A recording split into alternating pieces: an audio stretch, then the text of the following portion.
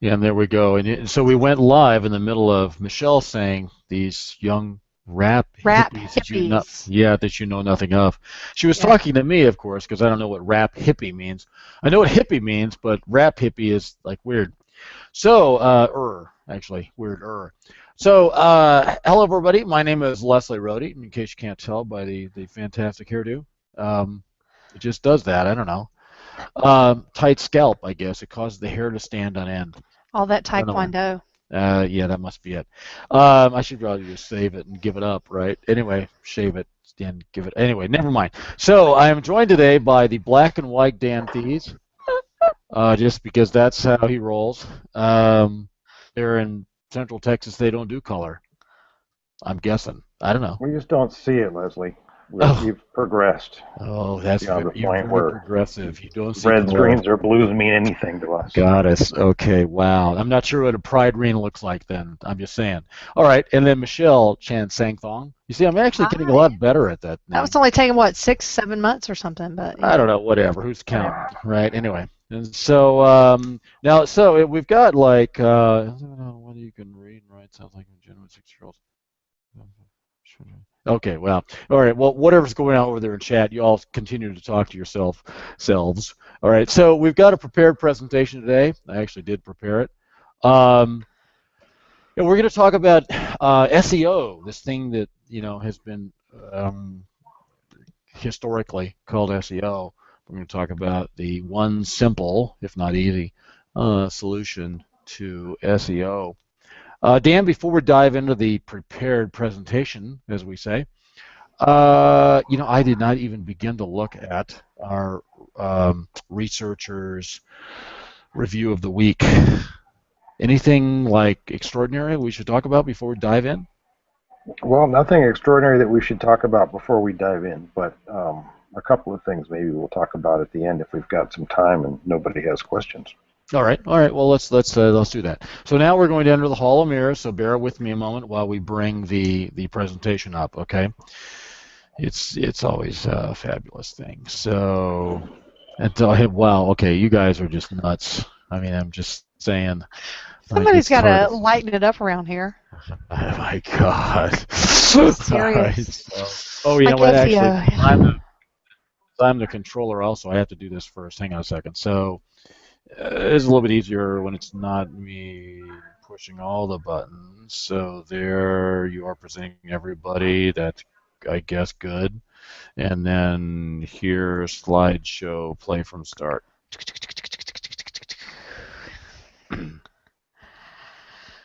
And any second now, it'll actually play from start. God willing.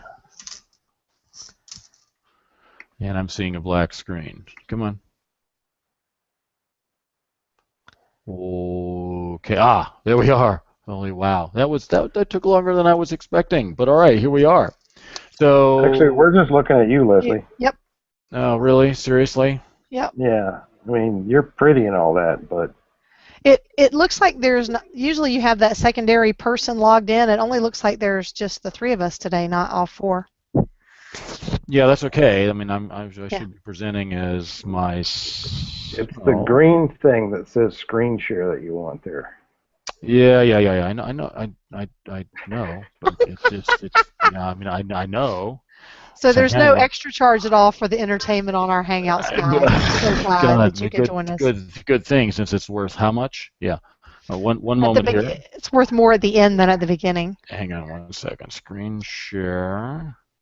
Entire screen. You're right. I skipped the Hall of Mirrors. My bad.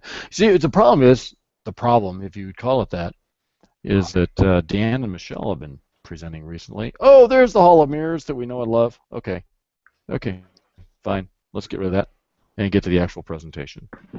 My apologies. So now play from start.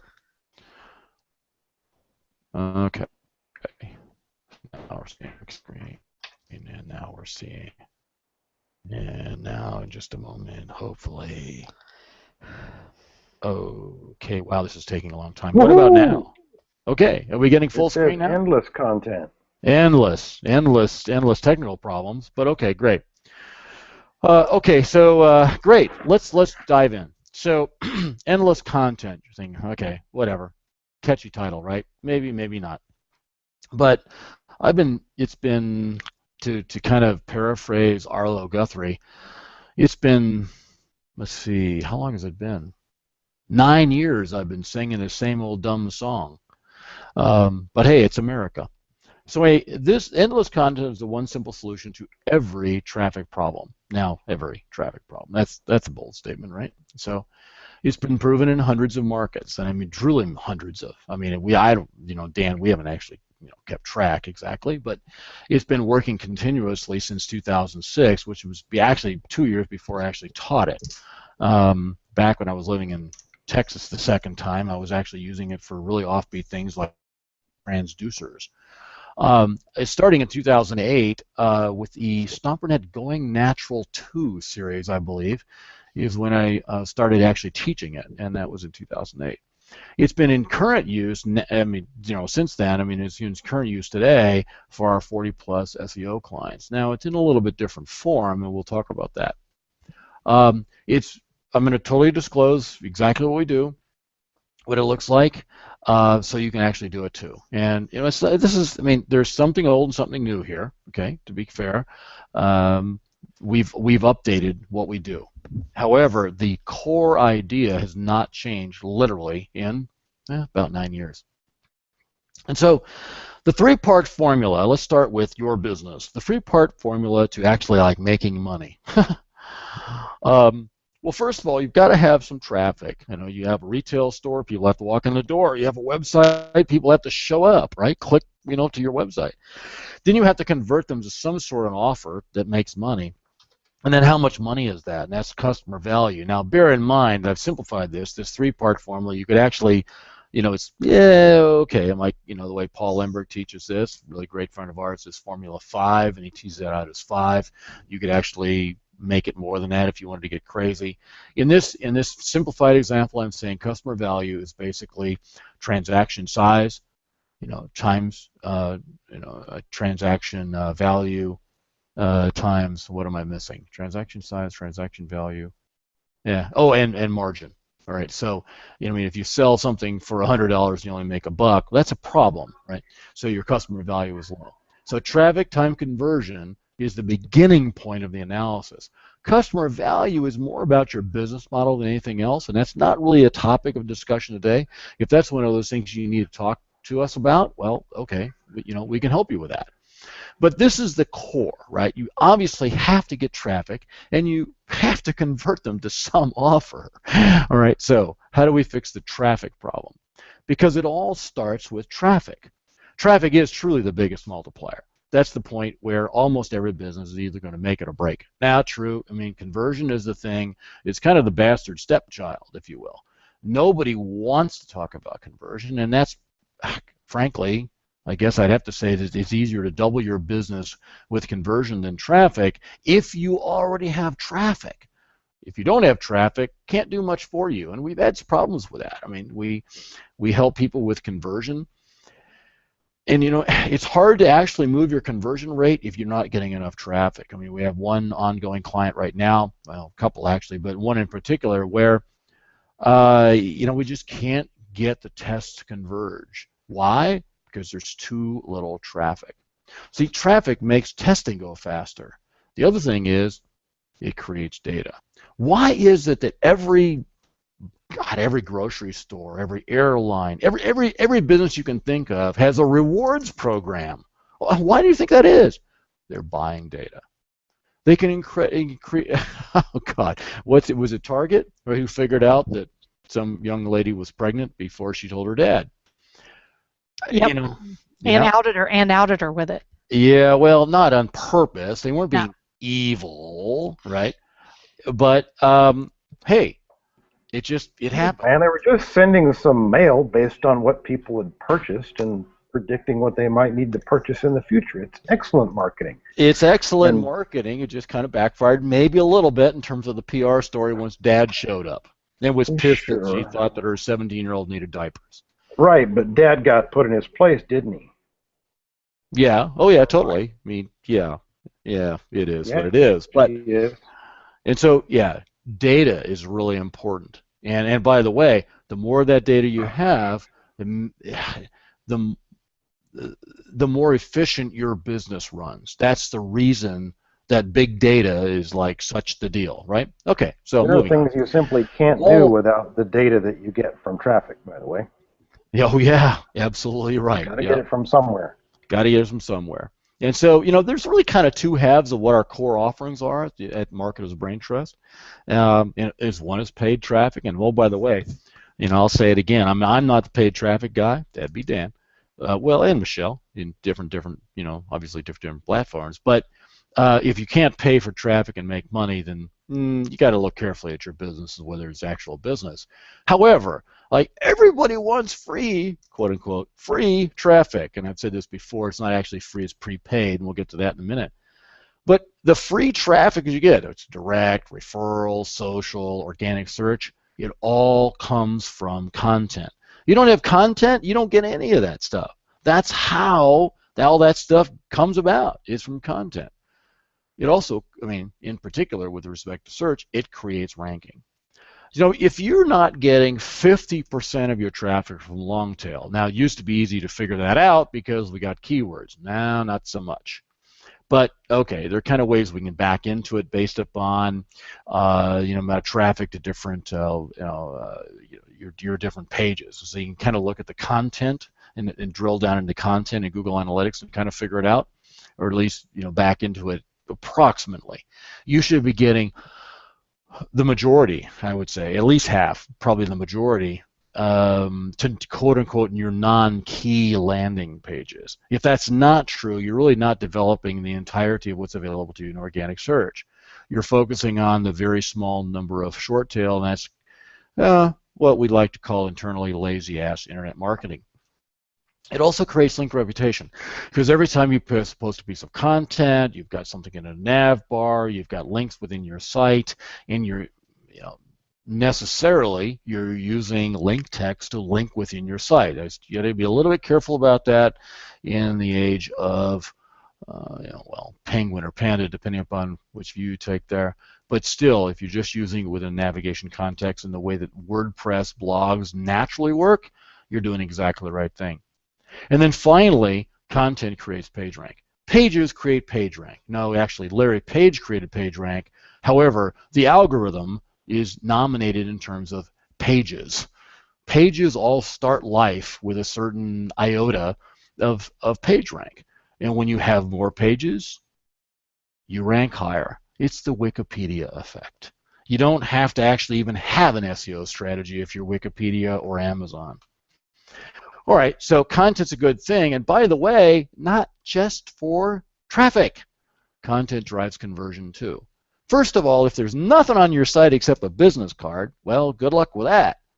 More content, you minimize bounce, you increase time on site, number of pages viewed. You keep the person around. In a perfect world, this is what I tell our content marketing clients, in a perfect world, somebody finds your site, your blog in particular, out there in the research stage and sticks around and can't get off of your site until they're ready to buy. The purpose of your content is basically to distract them from your competition. Content builds continuity of contact. What you want to do is you want to keep them coming back. You keep showing up in long tail search. When they're in the research phase, they just can't not find you. It also allows you to steer the conversation. What you say during the front part of their engagement with the topic, when they're thinking about, oh, gee, I need to build a retaining wall. What you have to say about retaining walls, when they find you first, guides the conversation about what they even think about when they get to the narrow part of the funnel at some point when they decide whether or not they're buying a retaining wall. This also allows you, kind of coupled with steering conversation, to install your brand promise. It's at this point where you get to decide what is it that's important, and you communicate those things. Because you know what? People in the research stage, they come with their own predispositions, but largely they're a blank slate. You get to write on it. Be a marketer and write on it. Finally, all that leads to warming the prospect for the sales. When they get into the narrow part of the funnel, you already own them. Content is not a cost. When you look at what it does, First, you pay for it once. You write that page, you write that blog post, you write that, you film that YouTube video, whatever, one time. It amplifies all of your other content because it, creates page rank and link text and all those stuff. It attracts traffic forever. The memory of the web is kind of long. Google is really good at storing old stuff. All right. It also increases your conversion rate. Any piece of content is not going to attract everybody, but every piece of content is at some point in its life going to attract somebody. And so when you look at those, if you pay for it once and it pays you forever, what do we call that? We call that an investment, not a cost. So the content, as an example, that Dan and I did 10 years ago, I mean literally 10 years ago, continues to pay us even today. How? Why? Some people run across it on YouTube. Some people run across old StomperNet videos. Some people run across stuff that he and I did separately before we, went off on that little, adventure. That all contributes to our brand. You want to do a little exercise? Great. Take either one of our names and stick it in Google and then start paging through results. That's content marketing, pals. Okay. All right, so how can you do that? Well, but Leslie, content is hard, content is expensive, and I have nothing to write about because it's not as interesting as SEO, because God knows that's fascinating as hell. Not true, and not true. All right, the reality is, and I will show you in the next 30 minutes, how to fix every one of those issues. All right, so let's start with them kind of in reverse order. So first of all, content is actually infinite. The best statistic on that is what Google says themselves, and that this is a couple years old, so God knows which way this statistic went. They said half of all searches are brand new on a daily basis. Whoa, let's think about that. So Monday, there was a certain number of unique searches performed. And on Tuesday, there were 50% more unique searches performed. Wait a minute. What does that say? That means the compound annual rate is hundreds of percent per week in terms of the number of, it's the long tail, right? The long tail is growing at hundreds of percent per week. It boggles the mind. What are these people searching for? All right, who cares? Who knows? Why bother? But there's a way to address this. The reality is that your topic really is bigger than you think it is, and I'll prove it to you today. There are three ways to do this. There's the scientific approach, there's the trivial pursuit method, and the wisdom of the crowds method. All right, so the scientific approach is not one that we're going to use. You're not actually going to use today. The trivial pursuit method, as I'll show you, is the classical method I started using and teaching in 2006, 2008. And then the wisdom of the crowds method is what we actually use today. Content really is the cheapest traffic source. Let me substantiate that for you a bit. So you're wondering, how would you create content?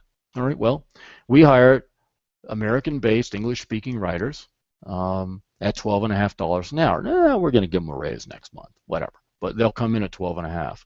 Everyone new in Corey's writing team comes in at $12.50. And you know what? There's an unlimited supply of those people. Corey has this process that's it's built on what other people have done as well.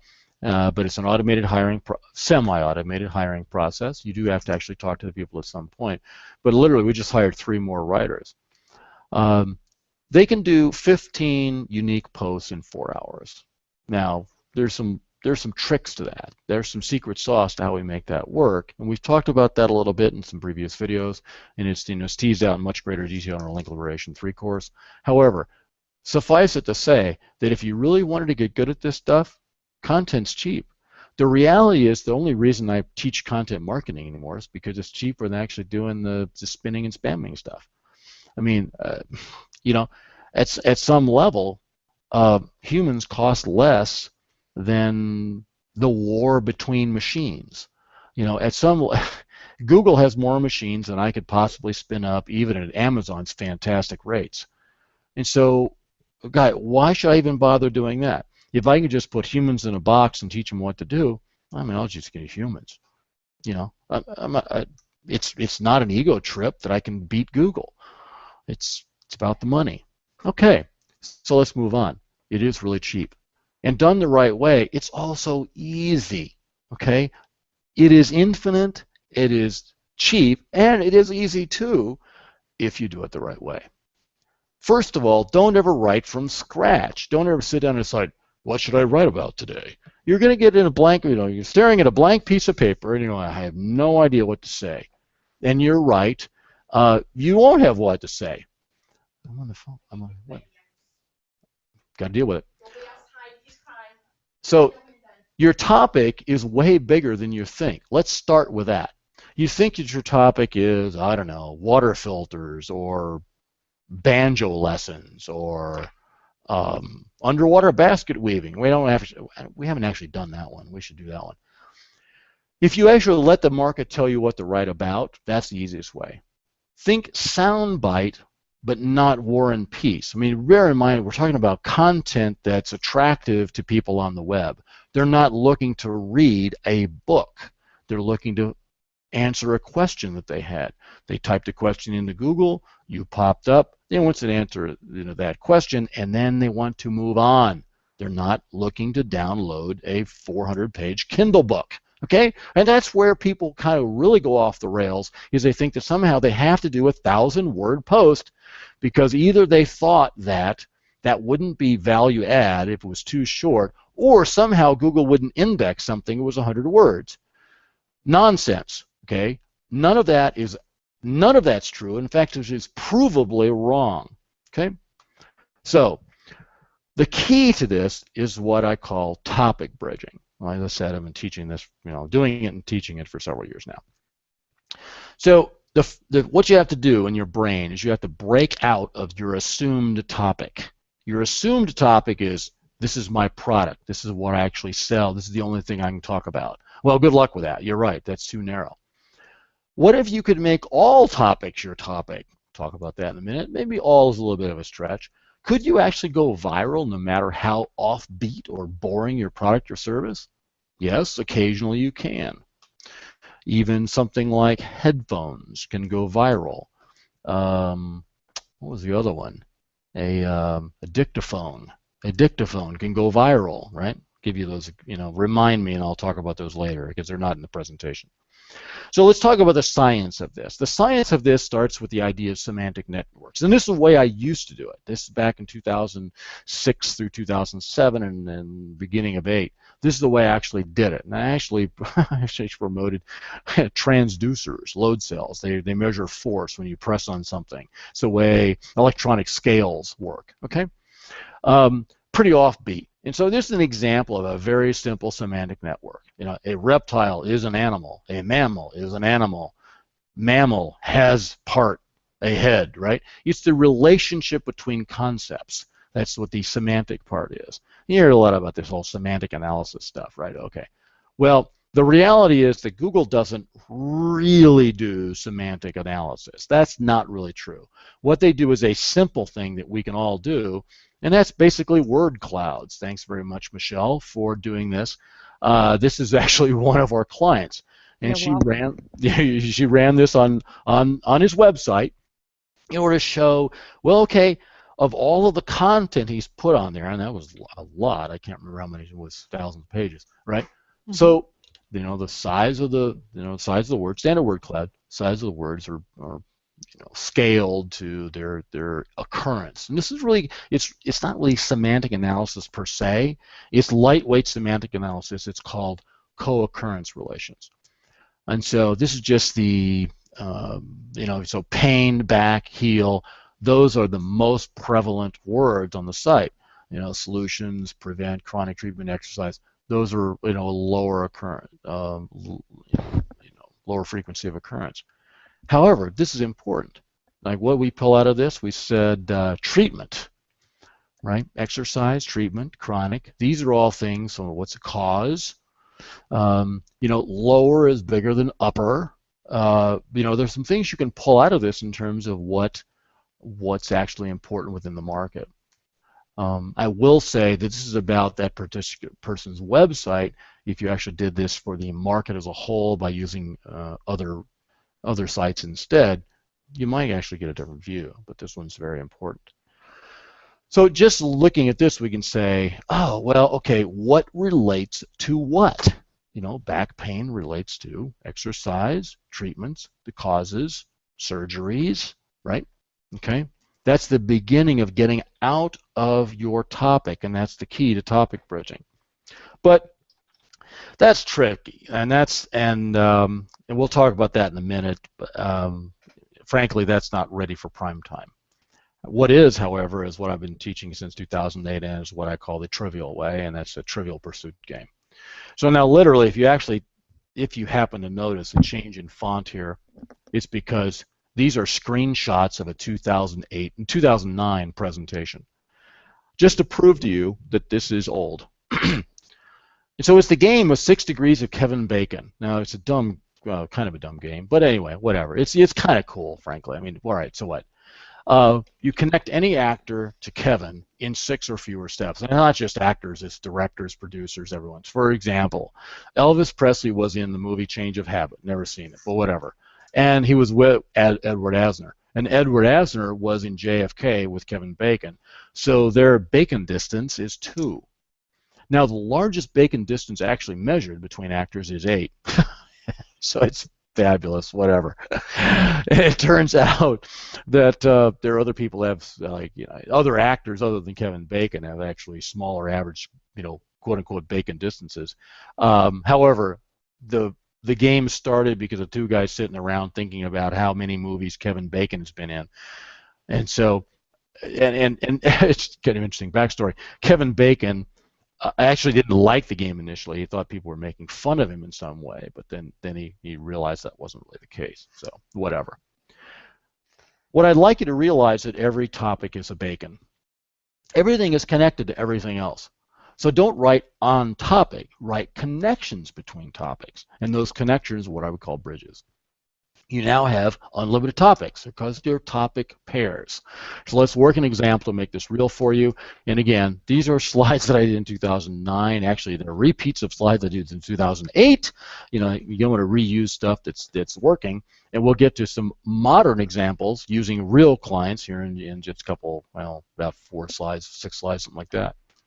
So dog training. Well, okay, dogs. There's probably a legal relationship. Yep, barking is a public nuisance. Cleaning up while you walk. There's lots of ordinance about that. What about dog biting? Liability insurance. Seeing eye dogs. Seeing eye dogs are allowed places that other dogs are not. And then special status for police dogs. And I don't think I have this one in here. Oh, dog possessions. Professions. Yes, I do. Police, guard, and companion. You know, bomb and drug sniffing dogs. I mean, one of our clients actually, you know, sells dog beds, and so sure enough, military and bomb sniffing dogs, you know, part of the content we built for them. You know, search and rescue. You know, how and where they're bred, how they're trained. What is a day in the life of a working dog, and where do they go to retire? Usually with their handler, by the way. Well, dogs. Where do dogs come from? In fact, in a most recent issue of Scientific American, it talks about how dogs came from wolves and how they're different, by the way. You know, domesticated, when, why, and how. Who did that across the world? Interesting, you know, study there. What are the uses of dog throughout time? I mean, obviously herding and some other things like that. What are the original uses for different breeds? Like, what possible practical use could a dachshund have? Turns out there is one. You'd be amazed. Look it up. All right, and then why dogs? Why not cats? Well, that's easy. God, I hate cats. Anyway, moving on. Other animals. So dogs are toward rather than away from. Horses, mules, cats. Look those up.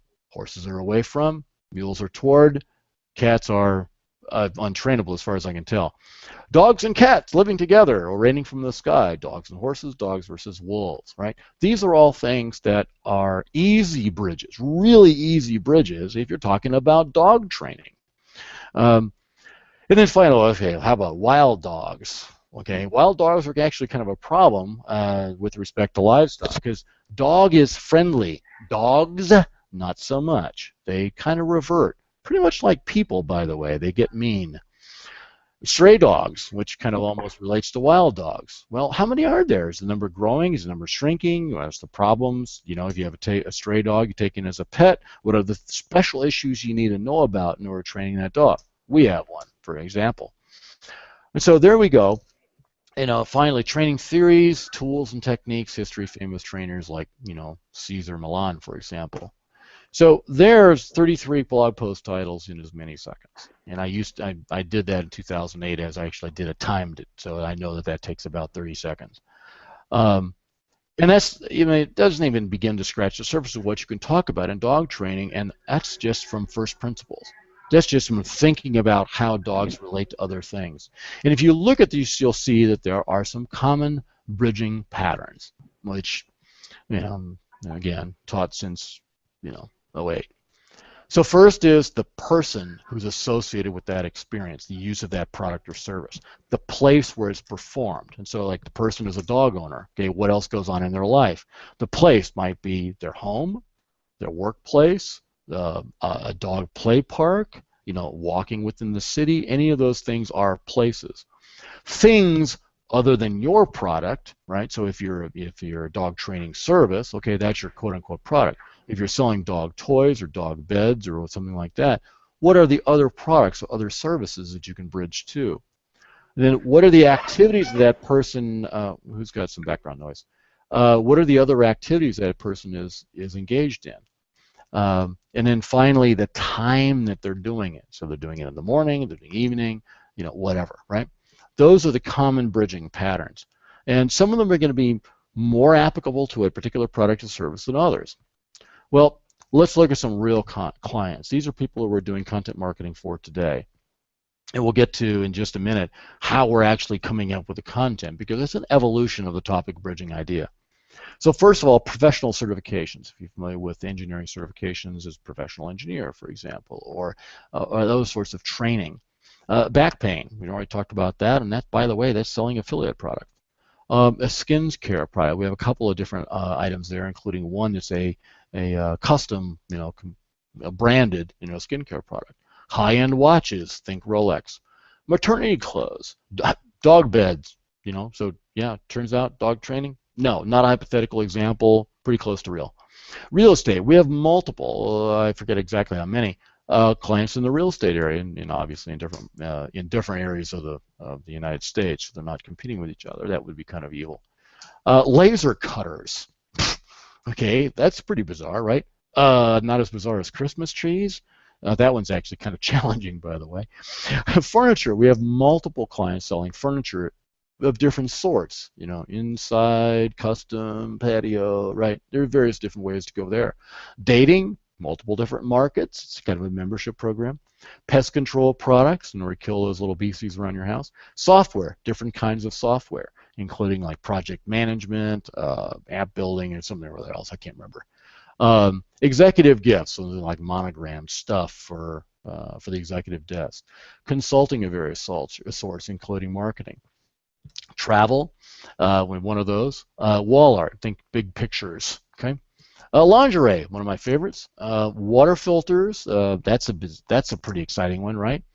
And then board games, vitamins, and even car rental. Now you're thinking, what possible bridges could you? Whoops, I pressed the button. Sorry. What possible bridges could you come up with something like, for example, water filters? Well, okay. How about water quality? How about environmental toxins? How about other health-related, questions of people who are interested in a water filter? What else are they interested in that deals with their health and basically their lack of trust about the environment, right? Maternity clothes, a bunch of other things going on with those people. High-end watches, well, they're not interested in just high-end watches. They probably got something else going on in terms of the way they spend large amounts of disposable money. So that's about getting to that person. So the original 2006 process, I'll leave you with that open loop for a second, was to pick your source topic, pick a bridge type. So person, place, whatever. Write the bridge as a post title. So dogs and the law, right? Write a 1 to 2 sentence direction for your writer. Get the content created and posted and syndicated. That was the process flow, and I used it very successfully in a wide number of markets. But focusing on the modern day, the one that kills them all is focusing on the person. And so this is actually a piece of a quote from Dan. What you want to focus on is the life and times, needs, wants, and desires of your target market. So that's focusing on the person. It's not about where they do it, whether it's in their home or in the dog park. It's about who that person is. What do they do with their time? What are they actually interested in? So you can get in front of them, and ultimately, of course, convert them to a customer. But that's of course, the evil part, right? So how do we actually do that? We use the wisdom of the crowds. To write something that's popular and engaging to your market, all you really have to do is hijack what they've already voted as be popular and engaging. Wow. Okay, that's easy, right? Well, we actually have just restated the problem. How do we do it? And it's a process that Corey runs for us called the Facebook Recon strategy. And well, we'll get you some information about how that works, but it's really straightforward. And we've already described it. I don't think we've done it on a Hangout. But I think it's in the open on our, I think it's in our website, but we'll have to get a link to it and make sure that it's available to you. But this is really just a way of using Facebook to do the hard, kind of the heavy lifting for us. So instead of having to follow a semantic net of, let's say, dogs are related to law, dogs are related to whatever, filters, the water filters are related to environmental toxins. Instead of following that semantic net, we follow the social net. What we do is rely on the fact that people are already doing the semantic net for us. That's really it, is we're letting the market do the work for us. And all we have to do is curate and comment from our unique viewpoint. Well, your unique viewpoint is, is you being the business, right? And by the way, keep it short. This gets back to what I said previously, is that you should not be writing War and Peace. You should be writing something short, think, sound bite. For that, here's something that I pulled from Link Liberation 3, which we published back in 2012. It is absolutely still true today. Nothing substantial has changed about this. Is what you want is you want to build a pyramid of content. The lower levels of the pyramid are primarily about building audience, and the higher level elements of the pyramid are primarily about conversion, but there's a continuum in between. And so if you think of hero content, that's the 500 to 1,000 words. And if you do more than that, that's wrong. You should break it up into pieces. Maybe you should make it episodic, part 1, part 2, part 3, roll it out over a period of days or weeks. That would be fine. Or maybe you should think about how to make it more bite-sized so that people can actually consume it more readily. Commentaries and news items are much smaller, and that what they're intended to do is to surface content that's important to your marketplace and do that preliminary engagement with them in order to give them something to hold on to so they can poke around your website, increase time on site, increase number of pages viewed. Stick around, and distract them from your competitors, right?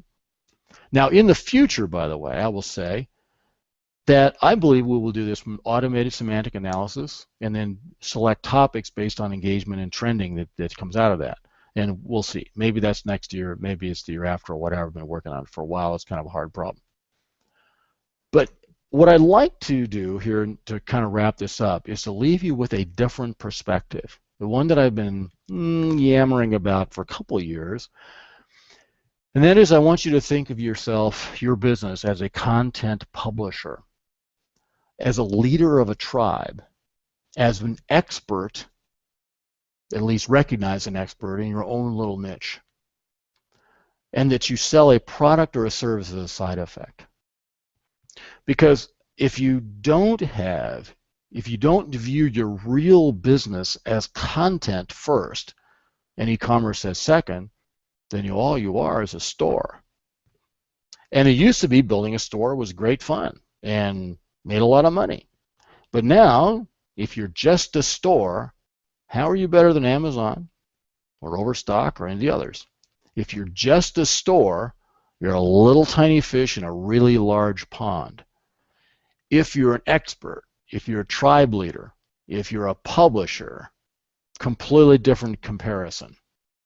So what I'd invite you to do is to think about rethinking. Think about rethinking. That's brilliant. That's very meta. Think about your business differently. Think about being a content publisher first and a seller of something second. If you do that, then what you'll find is that content truly and does create all free traffic. It absolutely does, in all cases, paid traffic included, enhance conversion. Content costs you once and pays you forever, which means it's the best investment you could ever possibly make.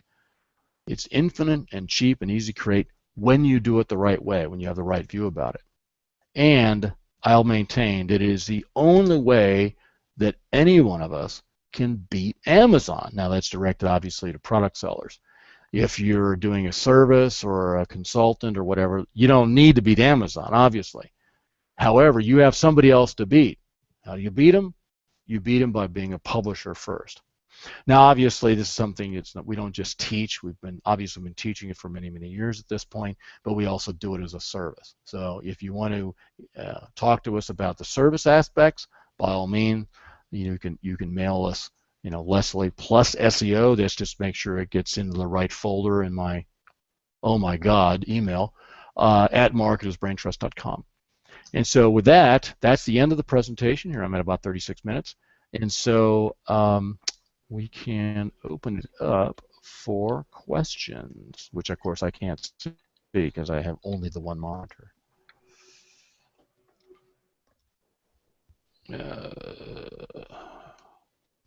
So let me get out of the Hall of Mirrors here in just a moment. God, that's really an awesome effect too. Look at all those bits. I mean, technically, theoretically, there should be an infinite number of bits. Only limited by our eyes' ability to see them. I think that's probably true, indeed. Whoa. Finite number of pixels, actually, I think, on the what? display, though. What? Why is it doing that?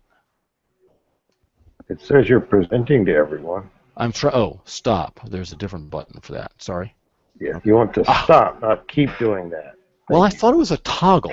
God almighty. Why isn't it a toggle? It should I don't know. Because you didn't design it. Wow, and while I was gone, you ordered color. Dan? Yes. Wait till you see this. He ordered lots of color. I'm on a free trial of color, so we'll see. And he's even got test wear. I was going to say it looks tie-dyed. It's like 70s color. Well, I'm tie-dyed.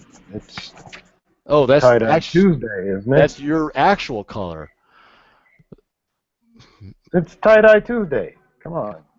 Maybe I should be changing my opinion. Fine. No color for you. Black and white. Okay. What does that say, Dan? Bacon Infinity on the Bacon Infinity connection? Just my bacon distance is infinity. Oh, that's true. That's probably true. Yeah, because you don't even know how to spell. No, that's true. You did spell it correct, so it can't be infinity.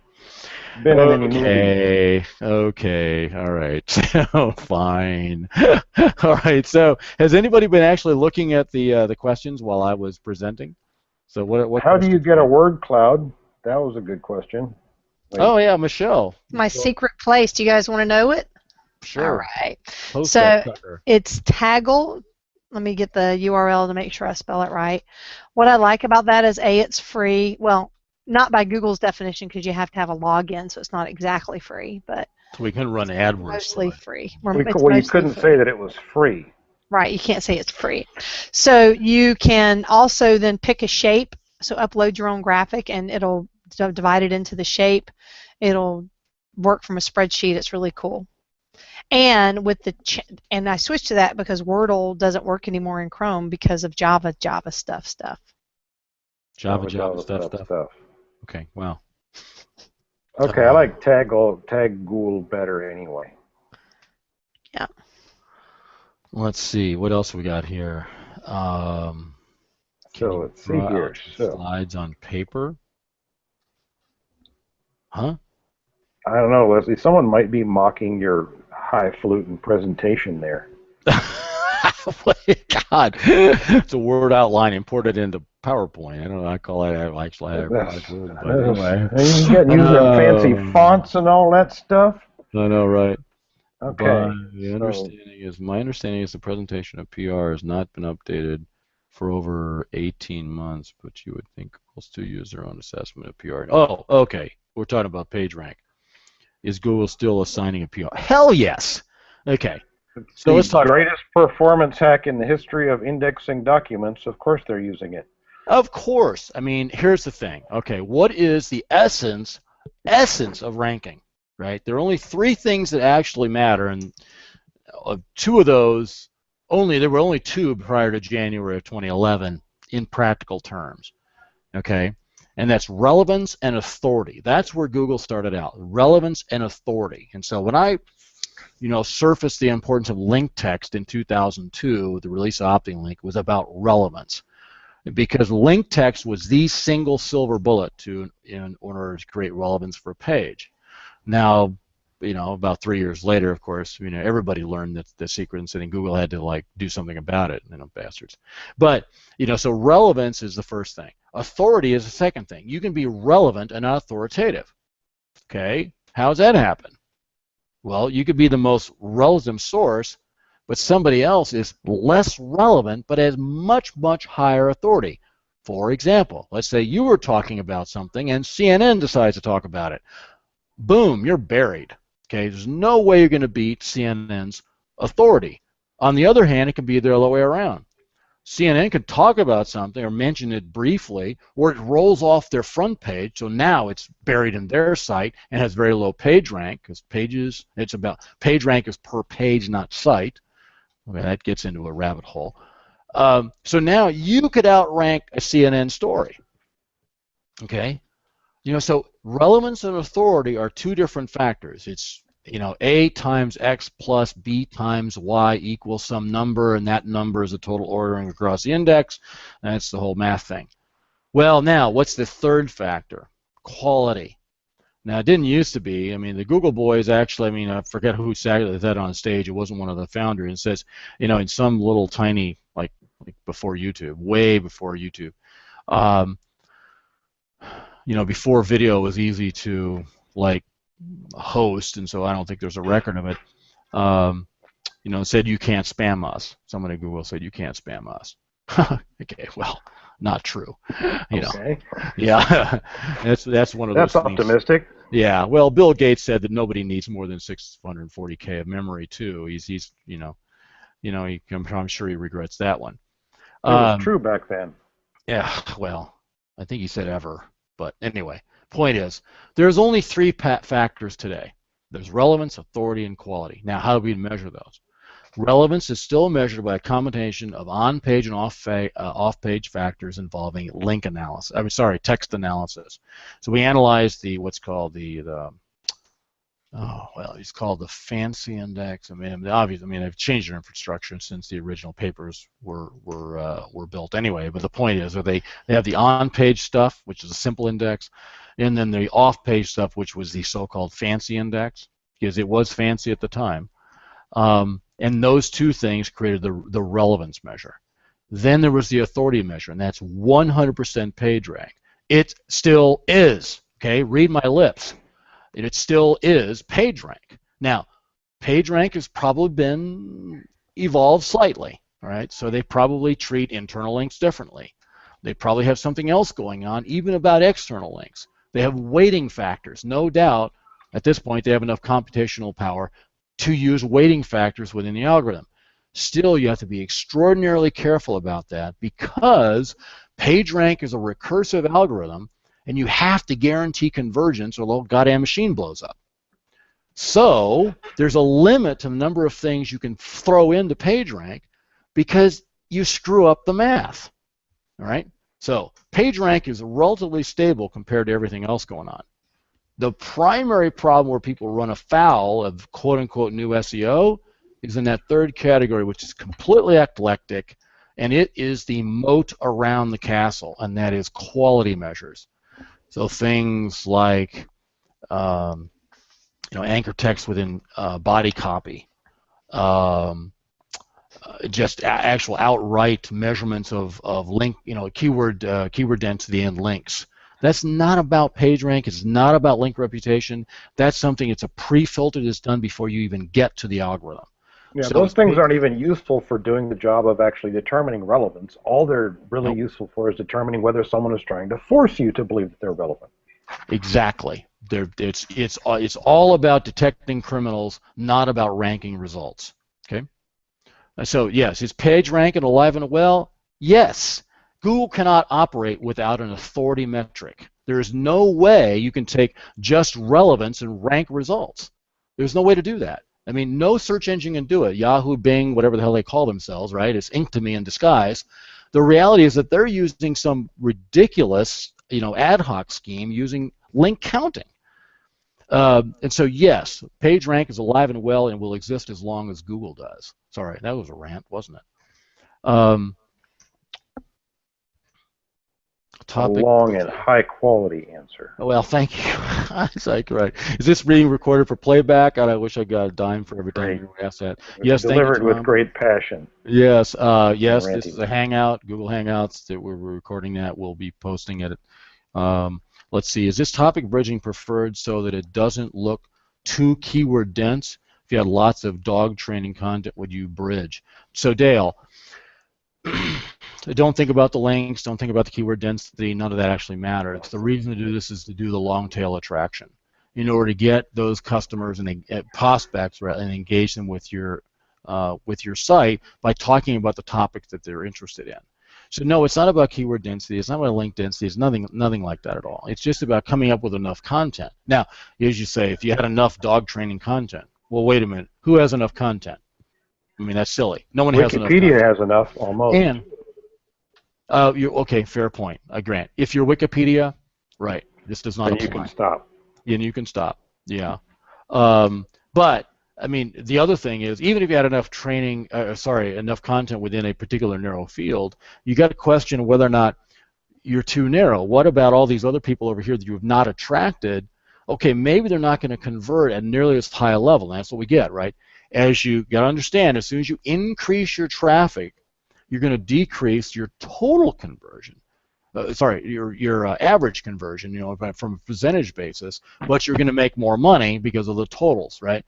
So if you go into a companion market, let's call it, right? Sure, it's a bridge, and so it's not as directly related to your product, and so not as high a percentage of those people are going to convert as the people within kind of the narrow beam, of your market. And this is what Dan talks about in UTE. Start narrow and then go broad. Well, okay. As you go broad, sure, your percentage conversion is going to go down, but the numbers are so much larger that the multiplication of traffic to conversion is larger. FBRS link. Yeah, Peter, I don't know if we'll find that. I thought we posted that in the wild somewhere. On your content pyramid, is that daily or weekly or monthly? I'm sorry, Greg, I forgot to mention that. That's what we do monthly. That's what we do weekly. If if you did that much monthly, that'd be better than most people are doing. Okay, and that's our base offering. I mean, for something like personal injury law or mesothelioma or something like that, you'd have to do more. Is Dan living in a cabin in Montana now? I cannot say for certain, Kenny. I don't know. I'm gonna have to ping his IP address and find out. No, I'm in Texas, which is currently apparently we're being occupied, and they're going to make us part of the United States soon. Oh, that is okay. That's Well, frightening stuff. I'll fight against that. Is a pixel a wave or a particle? Don, the answer, of course, is yes. Reference Heisenberg uncertainty in okay. Not Yes, the cat is dead or alive. Yes, not. What else did you want to know? And by Heisenberg, I don't mean Breaking Bad, but anyway, the real Heisenberg. So anyway, our website head keyword is white card. A construction industry training course qualification. My abstract and commentary reports are about generic construction and safety related, just checking that doesn't dilute the overall. So first of all, I believe Peter is actually a client.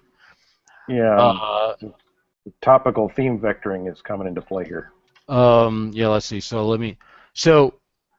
all right. So those of you who don't know this, I mean, I certainly didn't know it before. Peter engaged with us. Is a white card Australia has had various different colors of cards in order to be allowed to work in the construction industry. So kind of like a bond, but not quite, right? And so then the government, actually like organized to get all the states of Australia together.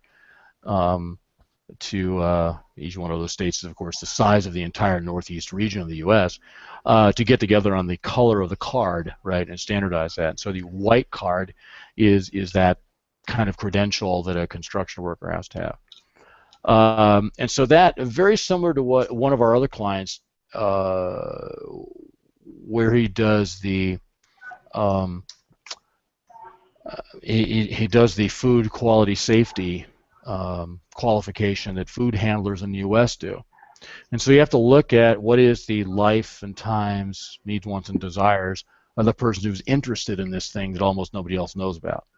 It's like, why would anyone need a white card? Why would anyone need a safe serve, certification? Well, it's because they have to keep their job. Okay, and so why do they want that job? So you have to look at, like, who's that group of people who are in that place where they need that thing, and how do you reach out to them? What are they interested in? So like the content that we do for food handlers, and that wasn't even in my list of examples. For food handlers, there's very high turnover. They tend to be in two very different groups. They tend to be either really young or really old. You can almost see the two different shifts at McDonald's, right? And so those people typically are not like exactly career focused per se. They're really focused on, what is the opportunity? How do I get this done quickly? How do I make sure that this is going to be accepted by my employer? Those kind of things. But they're interested in workplace or getting a job. They're interested in getting a job. And so the kind of things that are going to surface in content, or the stuff that we want to surface in content, are the things related to what are the concerns those people have about finding a job. Now, for someone who's in food handling as opposed to construction, they start from a different place. And so you have to write a little bit different content. But that's how you want to focus it, is you want to think about those people and write from that perspective. For construction, it's going to be, certainly it's going to be about the strength of the construction industry, about longevity in that, about how to take care of yourself, about how to get more money, how to kind of increase your rate of pay. What organizations are hiring, what kind of construction to focus on. Should you just be a framer or be a cabinet maker? Those kinds of things. Those kinds of articles are going to focus and are going to be attractive, greater or lesser extent, to the people who would need or want a white card. Similar sort of argument for food safety. So really, and that's a really good example of something that's like completely off the beaten track. Obviously, panties is easier to write for, than a white card. However, it also, by the way, there's much less, when you start talking about some of these offbeat products and services, nobody else has figured out the secret sauce. And so it's much less competitive, sort of. So for food handlers, there are lots of food handler certifications, and there's lots of companies that provide the online training. However, none of them, well, except of course our client, do a really bad job of content marketing. And so you can say, on the one hand, it's highly competitive because there's lots of them, and they're working like hell to get customers. On the other hand, they're all doing it badly. And so from that viewpoint, you can say not very competitive. And so I think, Peter, in your particular case, and I believe we looked at this before, nobody else is doing this in your market. So.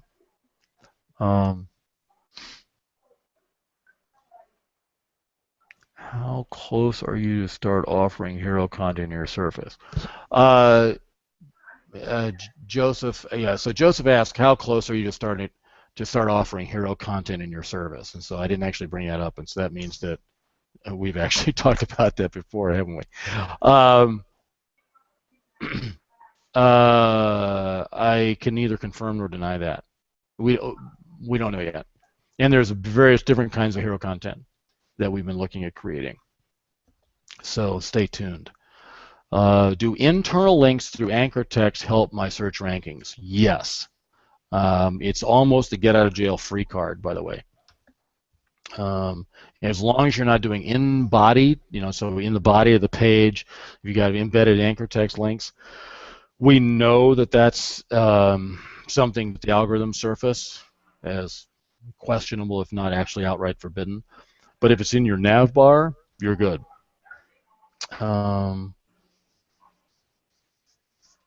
Can you use Tagul to view what your competitors are writing about?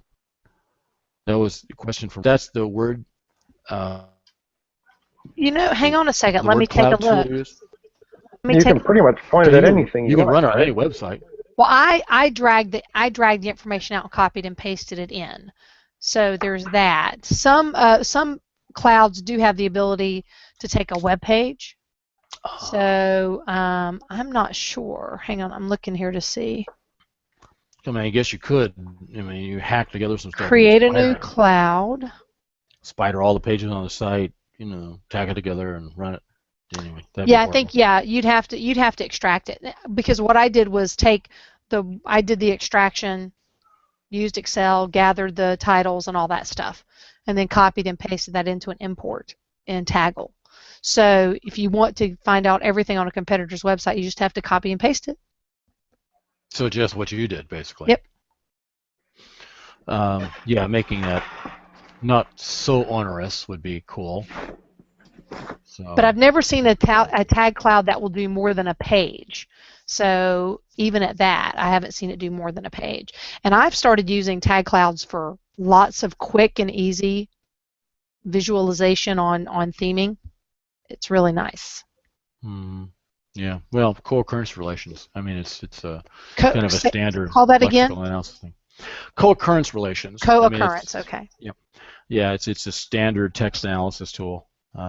And I mean, it's absolutely part of Google's suggest, for example. I mean, that's how they know to suggest as you type a search.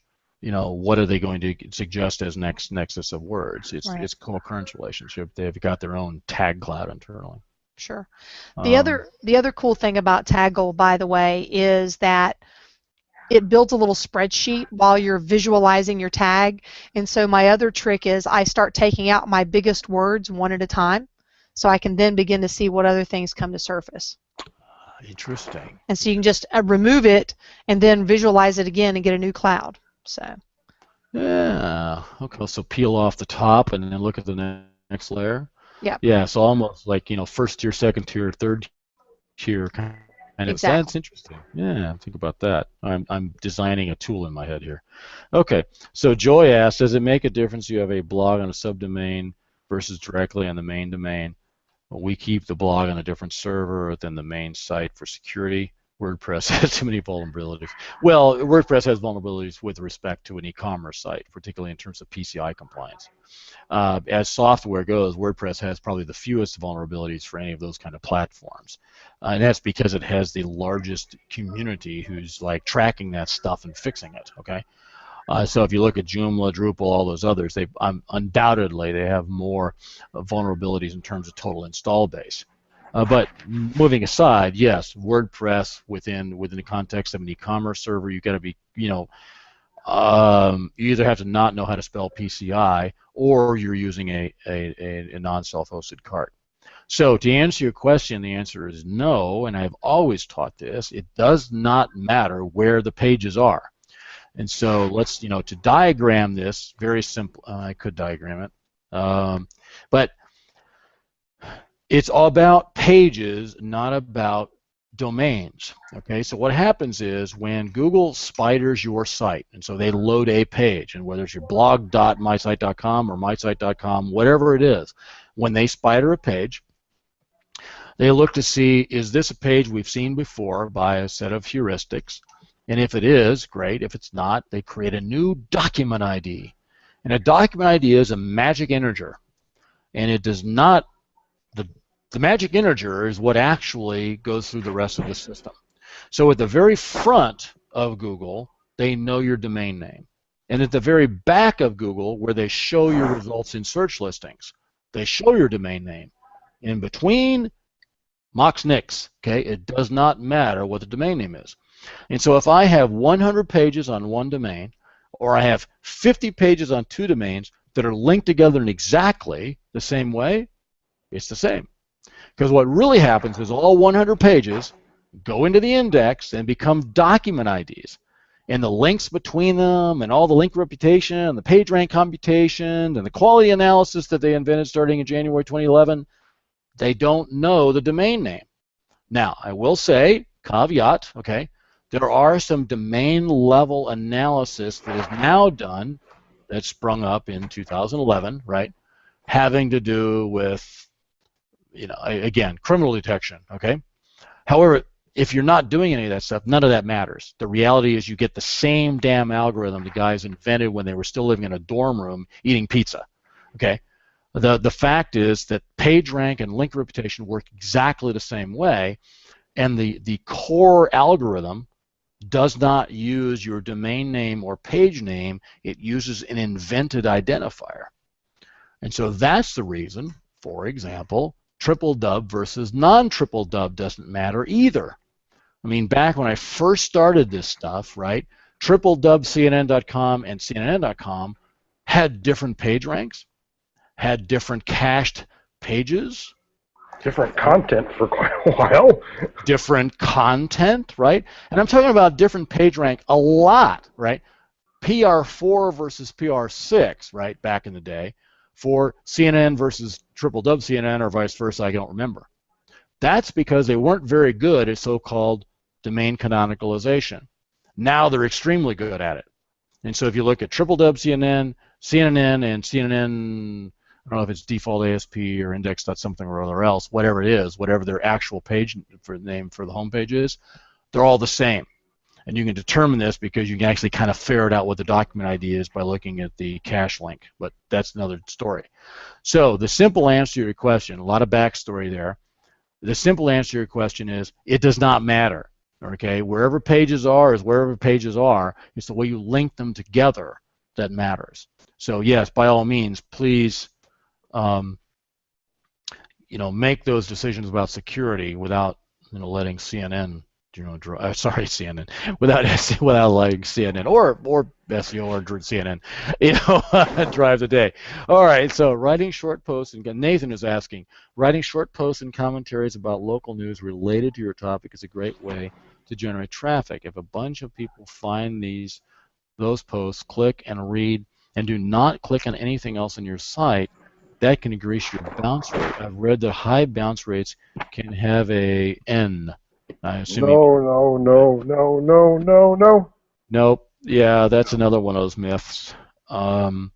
Actually, every single academic study about bounce rate has shown that it's negative correlated. That there's no way to actually take bounce rate and make any determination about quality. It's not a good measurement.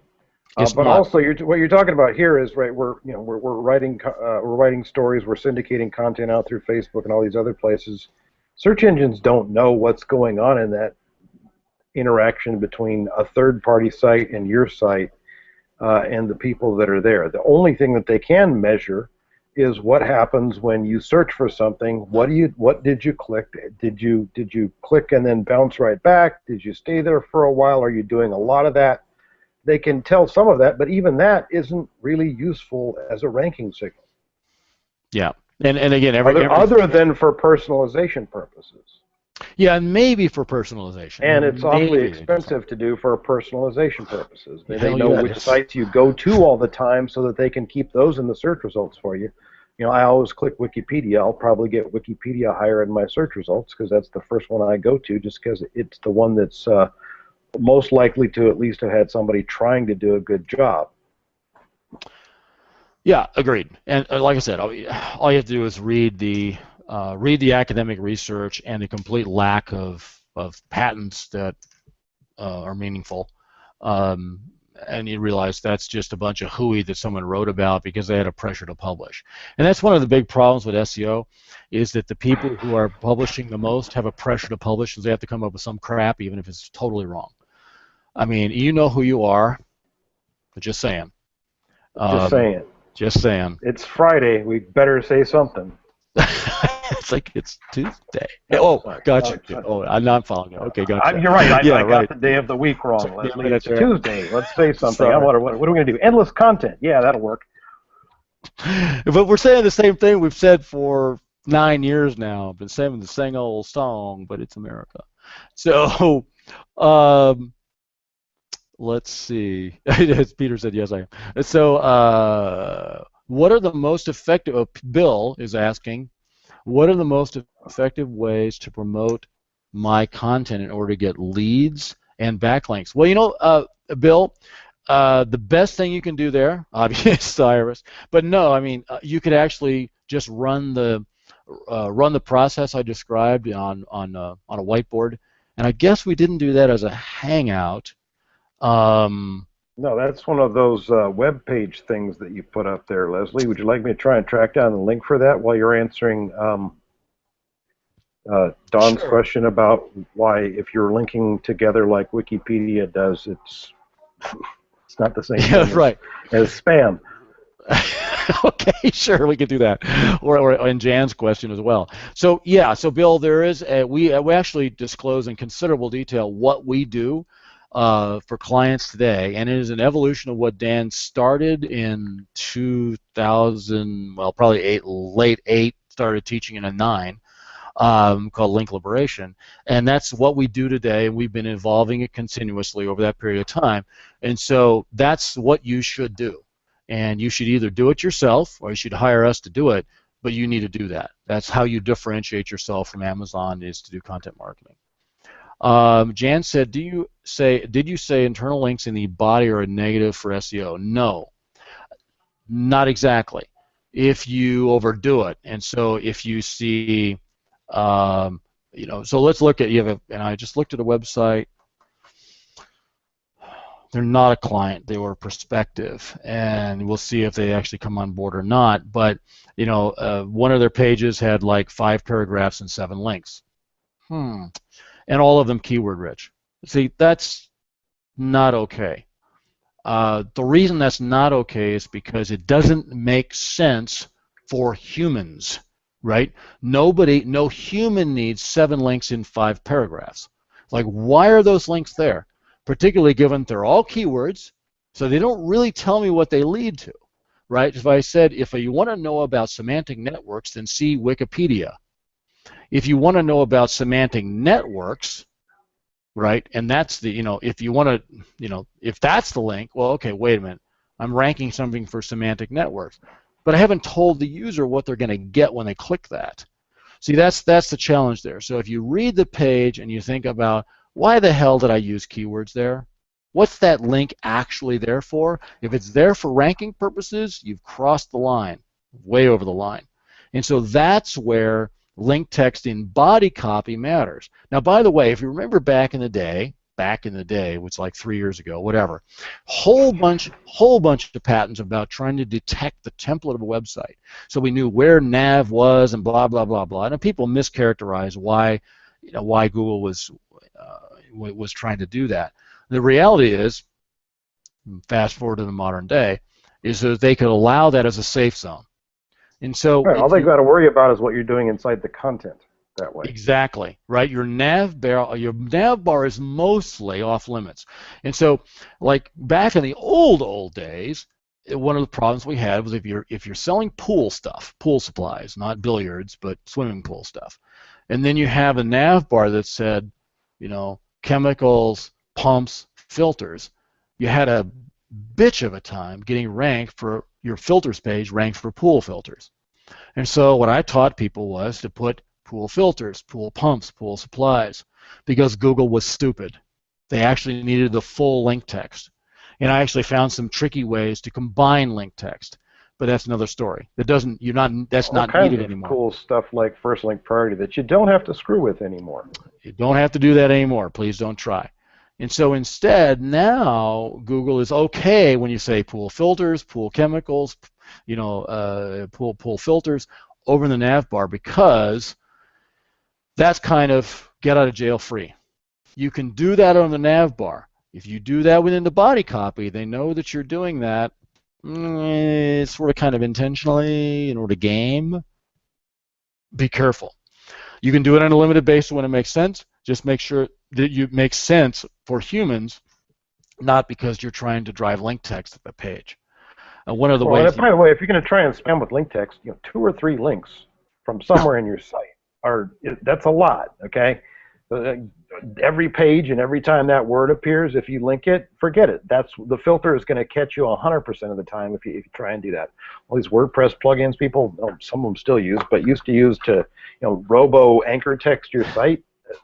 Death by penguin. Death Instant by penguin. Death by penguin. Well, nearly, yeah. That is a terrible way to die, by the way. Yeah, yeah, because it takes a long time to. Little tiny beaks. It takes them forever to get you. And then the reincarnation is long. Yes, you're dead for a long time. Yeah. And in fact, I mean, so you know what? Hey, Leslie, one of the stories that we want to mention is that Google's just said, oh, by the way, yeah, there probably isn't going to be another Penguin update for months. And that's really? After we've already been waiting since, ever? 2 years for the next version that they were supposed to ship, and all we got was a data refresh last October. So the very real possibility that that'll never happen has to be considered. So yeah, don't screw with that thing, because it can still catch you, but it can't let you go. Well, and the thing about it, it's like the alligator, and its jaws locked down, and it can't open them until it's swallowed you. Yeah, true. And so the thing about link text and link reputation and PageRank is that they're very nice, elegant, very strong algorithms that make sense all the time. The stuff that they've invented since January 2011 are band-aids.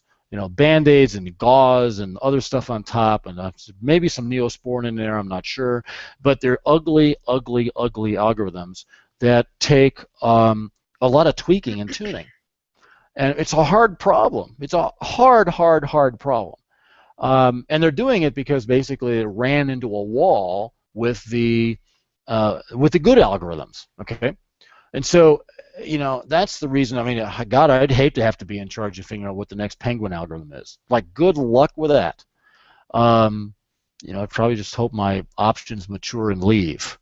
There's one thing I wanted to say about anchor text, and then we'll move on to the next question, and that is, it used to be that anchor text was a function that looked like that. It's a monotonic increasing function. That is to say, more anchor text was better. And there was no such thing as too much anchor text. Okay? This is what the graph looks like today. Okay? Now, anchor text is even more important, but it's easy, way easy, to have too much. And this gets to Dan's comment. It used to be you had to build anchor text like this. Now, go ahead and just add 2 or 3, but OMG, right? Don't get to that point right there.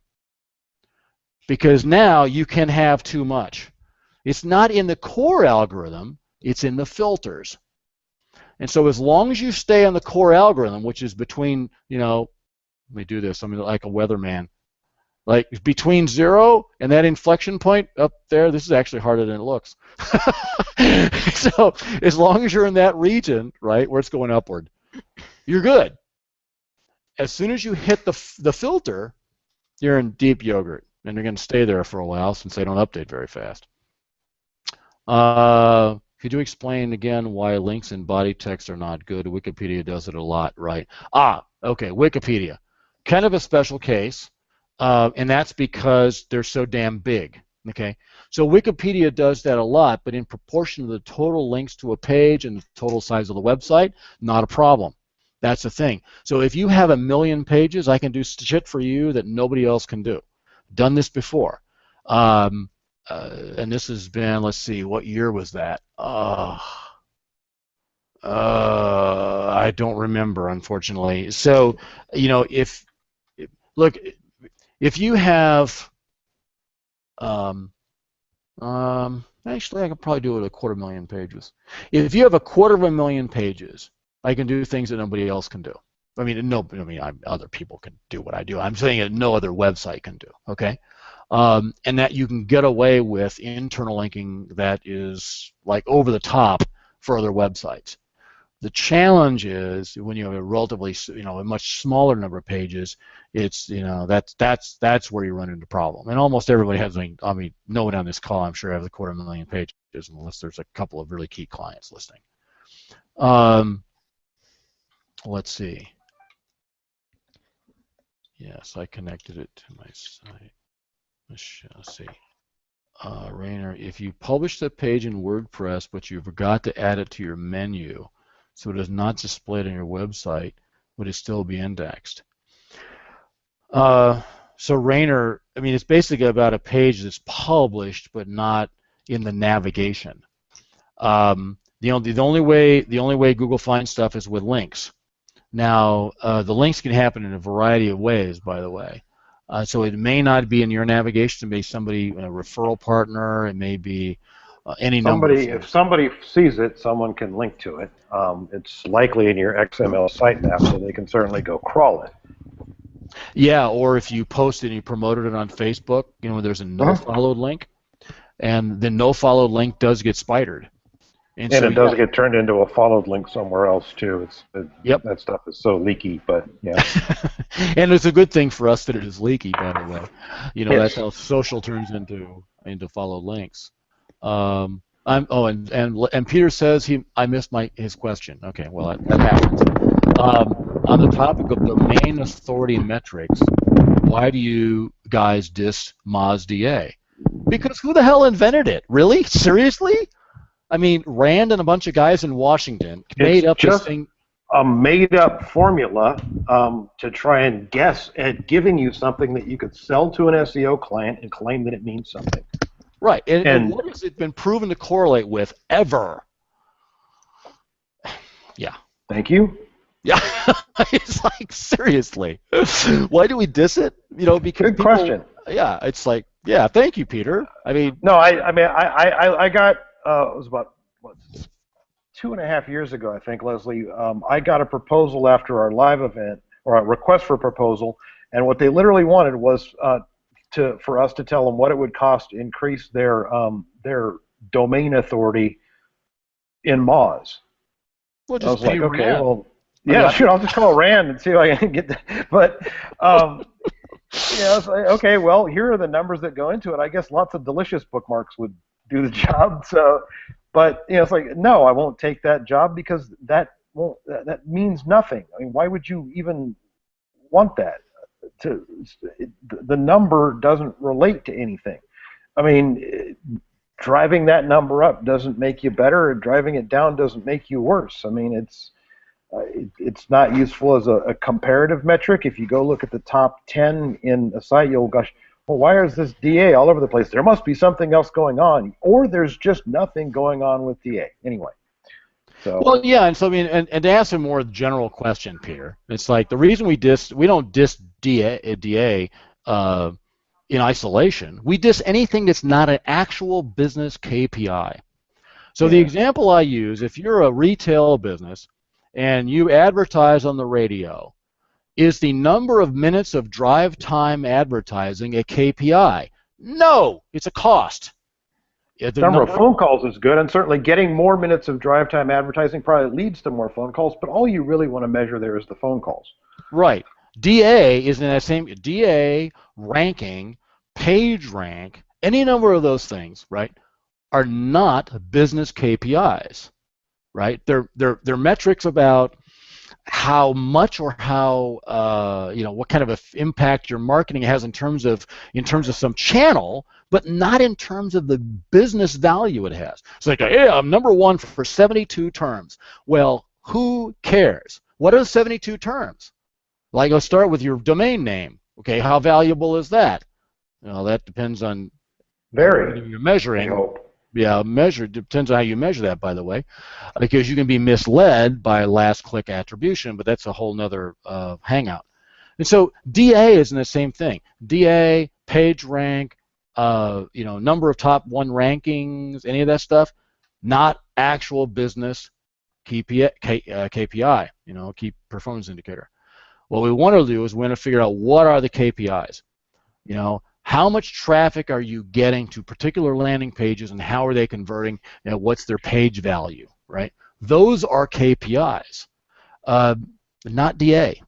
And it's not even a leading indicator of any of the KPIs as far as I can tell.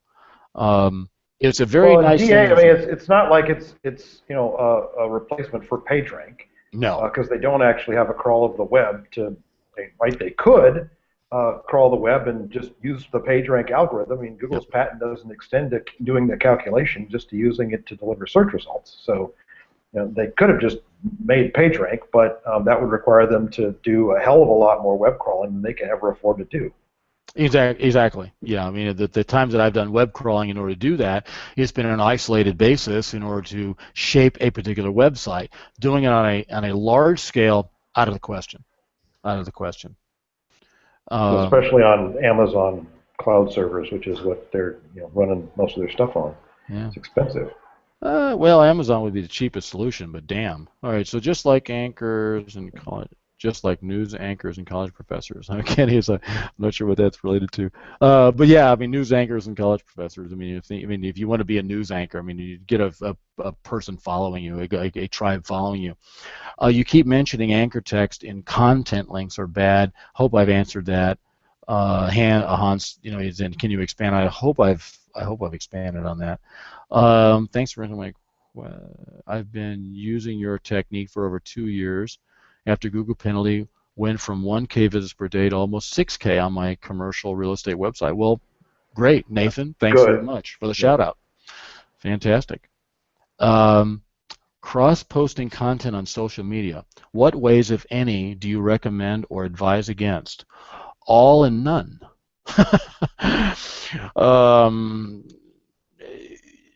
So the terminology cross-posting, was used in the context of pages that were going to be indexed by Google and treated as essentially quote-unquote duplicates. That's not the way Google views social media, fortunately. Otherwise, it would be stupid.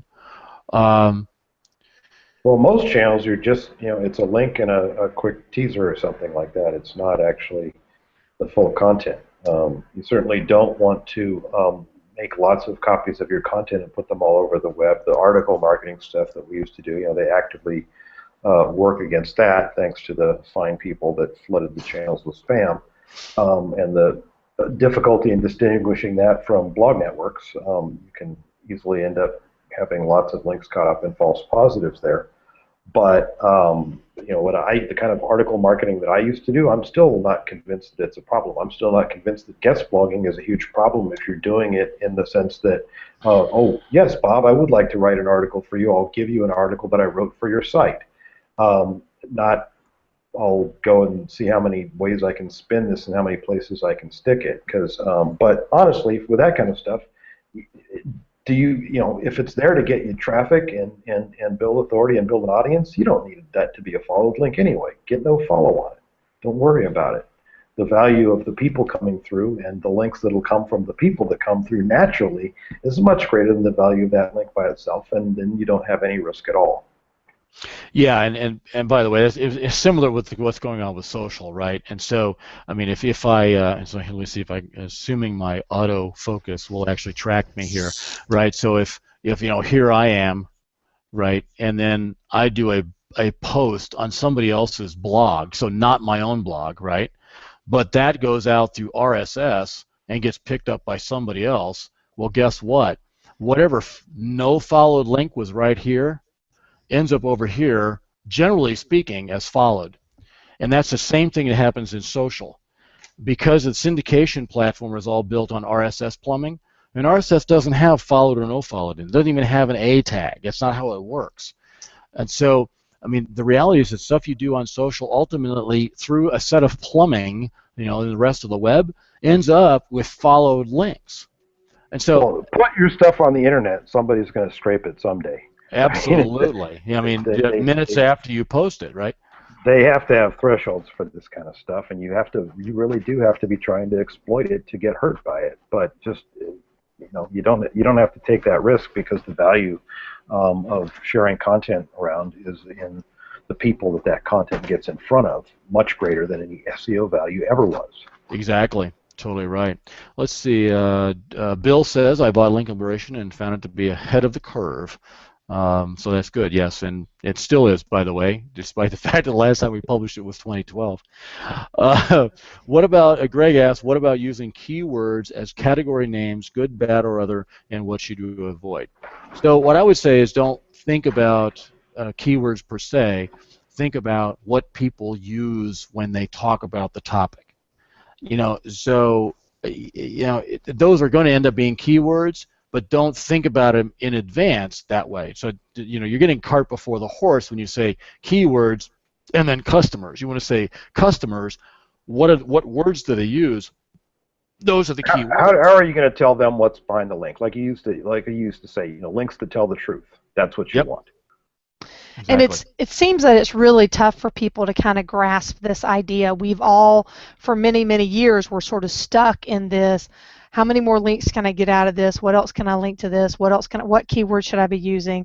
And I find myself now, even when I write, I'm like, oh, wait a minute, I don't need this 7 different ways now. I just need to tell the truth and write it for humans. And so are there tips that you can give some of these folks who are listening on how to just sort of shake that out of their brain? Well, yeah, I mean, use one of the 3 different approaches to endless content. I mean, either do it, draw the semantic graph, and there are actually tools to that. That's what I used back in 2006, by the way.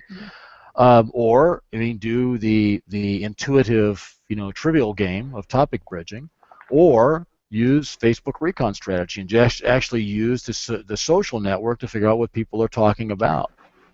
This is not rocket surgery. It really isn't. Or brain science. No, not at all. Yeah, not at all. There was something I was going to say about that, and I can't remember what the hell it was. Okay, well, wow. Maybe Elsa just let it go and. Yeah, that neuron died before its time. Yeah. And so Kenny is going to write 250,000 pages tonight, or no, Jan is. Yeah, and then Kenny was going to hire a bot army. Okay. Yeah, why don't you and Jan to get together? Would there be an issue? Kenny with a robot army. I'm not scared. Not at all. Sure. Would there be an issue if someone hadn't added new content for months and then starts adding a few articles a day? Yeah, you might get a whole bunch more traffic. No, there's no issue there. And Peter says thanks for the rant. Okay, good. Terry says article and guest blogging for people, and what articles and guest blogging for people and for providing information still works even on the article sites. Doing stuff for any other reason is not as beneficial and can be dangerous. Well, I wouldn't use the article sites. I just got to believe that's. Yeah, just don't go there. I think if those aren't like completely discounted, then why aren't they a badge of fraud anyway? Right? I can't see anything good about using article marketing sites. Free-for-all link, essentially. Yeah, it is exactly that. Free-for-all links directory. Can you generate traffic with that? Can you find people with that? Sure, of course you can. There's still people out there that are trying to find, content fodder for email machines and all kinds of other stuff. The fact is, though, if I go back and look at all the article marketing I ever did for my business, you could put a no-follow on all of it, and they could have invented no-follow in 1994, and I'd have still done it because it would have still been just as valuable to me. In terms of the traffic and the people. So yeah, I totally agree with you, Terry. From an SEO perspective, there's a certain point where it's not worth adding risk when there are other ways to reach the audience that don't do that to you. Right. Terry, and this is a very good point, Terry. And this is, depending upon the kind of content, I always do this, but say a good method for assessing content, it means content quality, to see if it makes sense is to read it out loud. If it does not sound right, it isn't right. And so yeah, that's good. And particularly if you read it, so here's the way I talk about link text, right? If you print the page and you have blue underlined stuff that you'd like to click, that's a problem. It doesn't work on the printed page, does it? But if you would say, if you want to understand more about semantic networks, then go to wikipedia.org/semantic network or whatever it is. I don't know where it is, right? See, that makes sense. It's usable. If I print the page, I go, oh, it's a pain in the butt, to go type the URL, but it's still usable. A keyword link is not usable when printed, and that's just another rule of thumb. It's obviously not part of the algorithm. I mean, don't quote me on that. I mean, that's how that crap gets started, right? But it's an easy way to look at it, right? Same with reading it out loud. If you want to go to a emphasis for link text, Mazatlan Hotel today, okay, stop. There are many ways that you can find a Mazatlan hotel by searching for Mazatlan hotels. Right. We have lots of Mazatlan hotel information about Mazatlan hotels. Yes. Here at mazatlanhotels.com. Exactly. So yes, you're right. When you read it out loud and you realize that the anchor text doesn't actually help or work or make sense, you're right. Bad idea. Yeah, the red pen test is my approach to that, and I'm going to post a link to that. So Leslie, we've had a few people say, FBRS, what? Yeah, I know. Yeah. We do have to get that, and apparently, you know what? I'm sorry. What are we looking for, Leslie? Because I think I posted the right link, but maybe I didn't. Well, it's one that Corey did. And it's the Facebook recon strategy, and it shows where, and I forget what example he used, of diving through Facebook and following a social graph, and I forget which example. I think it was for like kitchen supplies or something like that, cooking or kitchen stuff. I think that's what he used as an example. So if you were selling like cookware and knives and stuff like that, and I'm pretty sure, you know what, if someone reach out. I'm gonna read. We got a couple more questions I need to look at, but Corey would remember where it is. Or maybe Stacy can find it. Peter asks, "Are you still recommending Result Flow in Amazon Turk?" And I know Peter, assuming this is Julian, was an early adopter of that. Sorry that. I have a writer in South Africa that provides Western quality content for only $10 an hour. That's great, and that's great when you can find those. I will say that the Peter, there's not I wouldn't characterize that as an unlimited supply like we've got in the U.S. at 12.5, but 10 is obviously a great price. So yes, we do. Right now, I'm in the midst of doing some significant improvements to that platform. I will say that for full disclosure purposes, we are not currently using it internally because one of the lessons is do not put all of your eggs in one basket. And so Corey is still using what I lovingly call the Band-Aid duct tape and baling wire system. That it's an evolution. Well, you forgot about the chewing gum, which is the most important part. Chewing gum, yeah, that's because it has Corey's DNA in it, and it is an evolution of what Dan first started teaching in LL1 and LL2. We will be moving on to result flow. It'll probably be a year from now, because and when we do that, there's a whole bunch of things I have in work right now. They're not quite ready for prime time, but yes. If you want to do it now, I will tell you that we still have customers who are doing some truly ridiculous, fantastic things with result flow. It's just that they're putting in a lot of effort to do it, and it's effort that we do not want to spend internally within Corey's factory. And so we're not doing it for our current clients, but we still have customers. Changing the shape of the production line every 3 weeks when I come up with some new thing I want to do, but that's my fault. Yeah, right. So Ian is talking about cross-posting again. Not suggesting doing this for SEO or links, but reach and automation of posting to several channels, platforms. Any recommended tools for this? Yes. So Ian, we do that. Now, what I would not recommend that you do is, I forget the name of the tool that came out recently about posting that on 256 different platforms. Oh Almost all of God. them. Yeah, all of them, almost all of them. Squibbler finally gets a little love from I don't Google. know. It's ridiculous. Don't do that. We do post. We do automatic posting using Hootsuite and Deliver. There's a combination of tools that is explained in that whiteboard video that we'll find for everybody. And that's we post to the major ones. And so first of all, there's Facebook, there's Twitter, there's Google Plus, and we just recently added LinkedIn. And now the way we use LinkedIn, we might change a little bit, but those are the ones we're posting to currently. Would you get more than that? I gotta say you're getting into diminishing returns. I mean, yeah, you could post to MySpace if you want to, but really, you could post to Reddit, but why encourage them? Yeah, there's that, right? Unless it's some great image content they may want to put on Pinterest.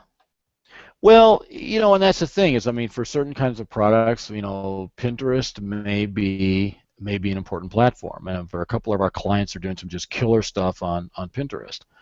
Special case, case by case. Yeah, it's kind of the third channel at best to bring in. Right? Yeah. Okay, so we're running paid search, we're doing organic, we're doing Facebook. Okay, maybe Pinterest, but it's not going to come in before Facebook, and it's might come in before Twitter, but or LinkedIn, depending on the market. So let's see. Peter says, "Thanks, guys, for a good value, Webby." Well, thank you, Peter. Worth getting up at 5 a.m. over here. Yes, Australian. Sorry, Peter.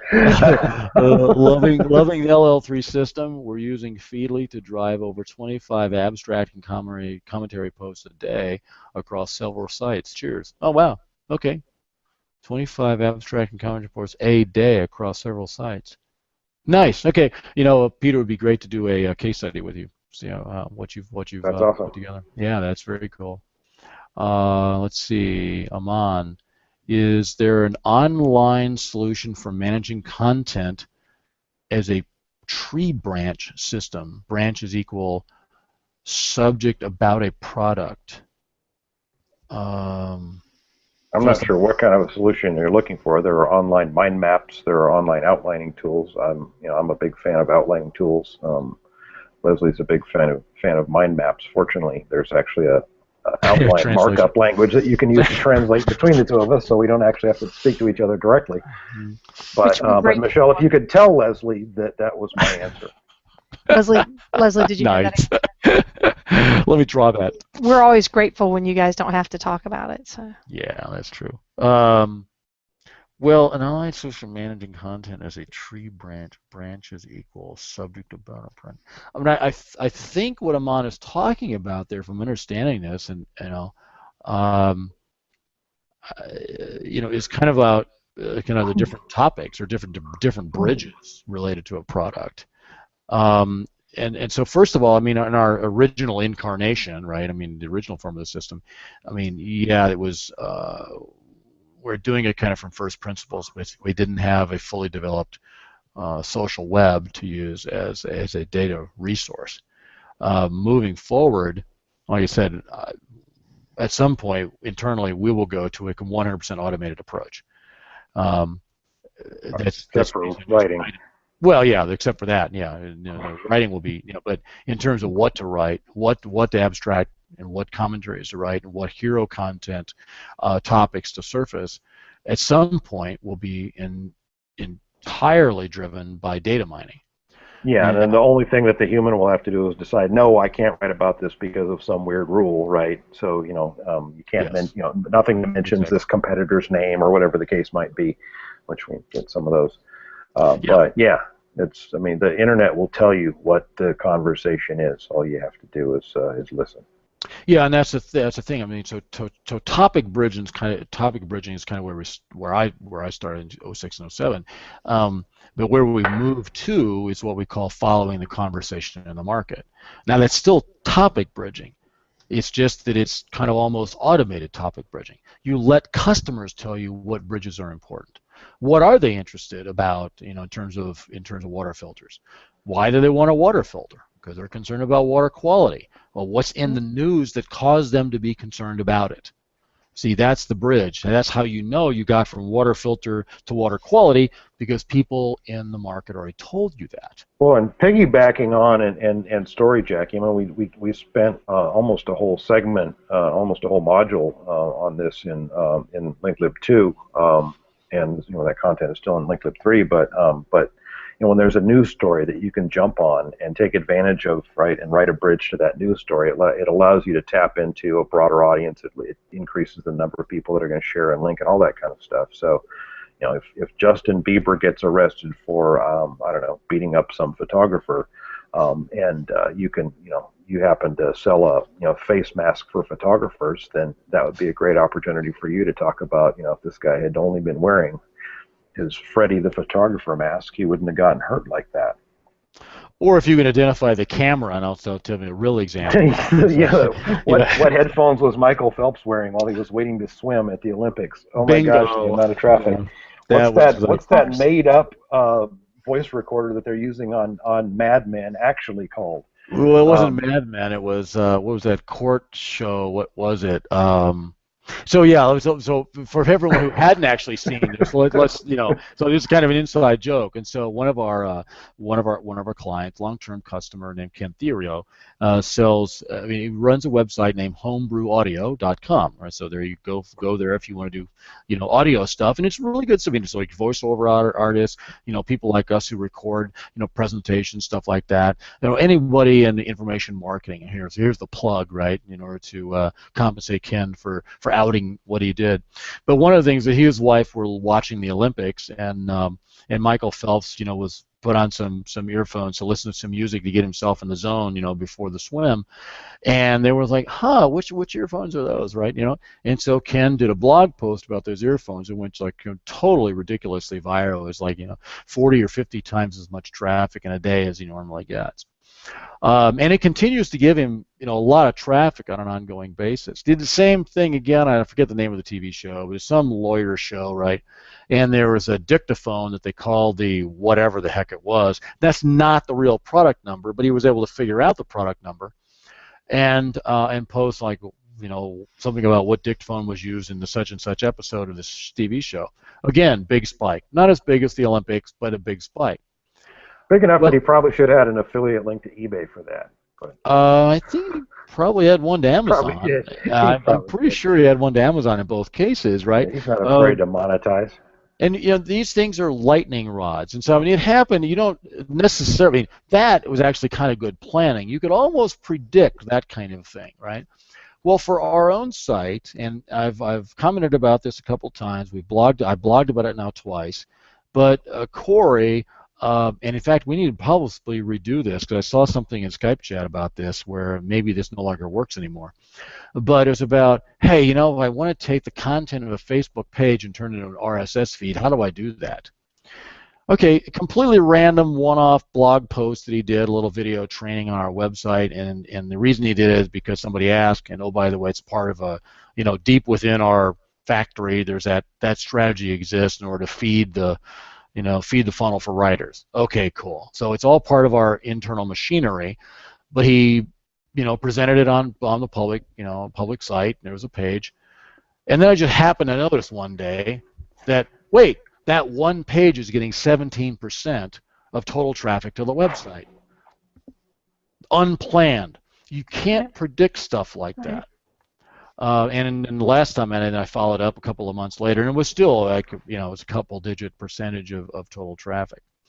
And so, when you do when you do content marketing, right, you sometimes get really lucky. Just saying. But in aggregate, all of them are good. It's just some are better than others.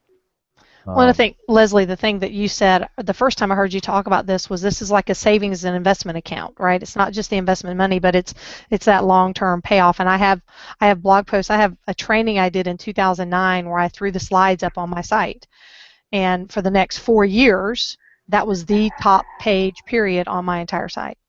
Yep. Yeah, just that simple. We Sadly, just that simple. All the time. Yeah, it's Content is the gift that keeps on giving. Let's see. Kenny, do you have any recommendations for automatic software or plugin, already I hate this, to create newsletter to email to your list and use it as a lead magnet and post a website? So Kenny, actually, we're working on that. Yes, sort of. Yeah. We're working on that. Yeah. Yeah, actually, as it turns out, this is not a mystery to us either. And so stay tuned to this bat channel. Because Yeah, yes, we're going to what solve we're it. likely going with is something that just grabs an RSS feed and makes the email for us, but Yeah. so not a plug-in for the site, Uh, maybe. well, we'll see about Right. that. Yes, We may actually that's have one of that, the options for how it gets implemented. Yeah, Just have a standard yeah. plug-in that we can deploy on all our client sites. But anyway, now we're way down the weeds. We're down the weeds, yeah. So Down the Sharon, weeds, looking for rabbit holes. yeah, Sharon has said, is the paid ads services include Facebook and Pinterest or just Google? Paid ad services. Oh, I think he's talking about probably our AdWords, or paid ad services, paid management. It's if you're talking about AdWords, I mean, then you We want do to mail. AdWords and Bing as part of that. Yeah, and we've done some Facebook stuff there, but it's on a case-by-case basis. Happy to talk to you about Facebook advertising, but we really, it has to be the right opportunity for both of us for us to get involved with it. One of the things that we do, as part of the content marketing service, we actually run Facebook advertising for all of our content marketing clients, and that the cost of those ads and all that work is actually included in the content marketing service, so we don't have some extra add-on for that. Right, and so that may be, depending on what you're looking for in terms of Facebook, that may answer that. In terms of Pinterest, we don't have anything yet, just because it hasn't surfaced to the point where that's the higher priority thing to do. Maybe it will. And then, of course, AdWords. If you want to talk to Dan about AdWords, I mean, he'll probably do a free assessment for you, by the way. If you're running AdWords, you should talk to Dan about AdWords because he's better at it than whoever is doing it. And I'm sorry if that's you, but still. That's right. Facts is facts. Facts is facts. Yeah, it's like example. Travel relates to insurance, relates to protection, relates to security.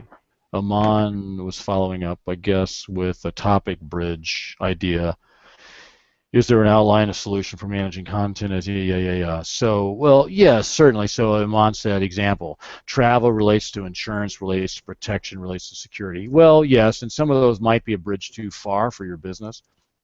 But there's not really I would say, a tool to manage that. And as I say, I would in the modern day, I would say, pay attention to the obvious topic bridges, but only in terms of how you use the Facebook recon strategy in order to dive into the social network. Right. Ultimately, you've got basically an avatar that you're trying to service as the center of the audience, and there'll be other people that are less similar to that, hypothetical individual that'll be more or less interested in that stuff. But you're trying to paint a bullseye somewhere and say, this is who I'm after, and then what are they interested in? What can I say to them that will keep them entertained and interested and help them get to where they need to go in the case of first and second tier markets where you can actually lead people toward a sale. Right. Shira answered the question for us all. What was the TV show? With the dictaphone, it was Suits. Kenny's blaming Mad Men, so I think we should make them fight.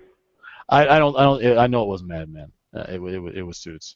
Fine. I haven't watched either one of them, but it sounds like it was one of those television shows that's on television. So that's good.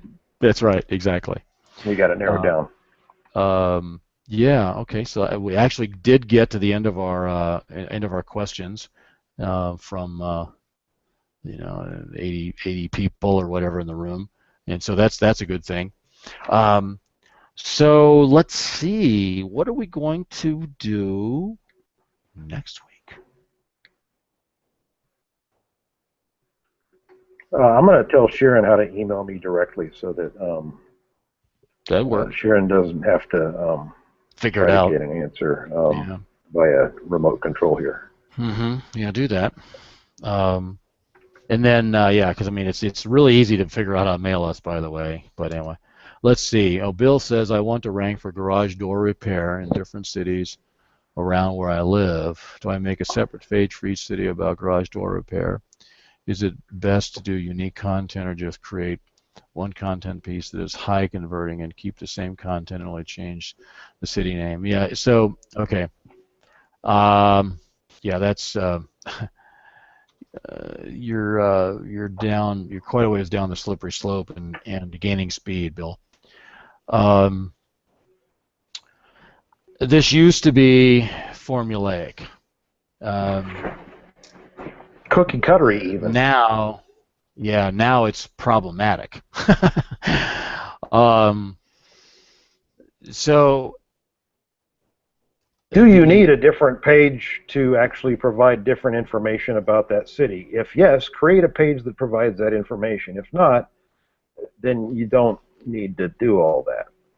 Yeah, and you still do have the problem of how similar those pages are and how many there are.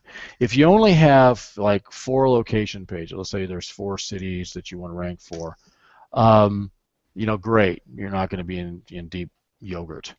If there's 40, you're going to have a problem. Because what Google is going to appropriately and correctly view those as a bunch of spun copies.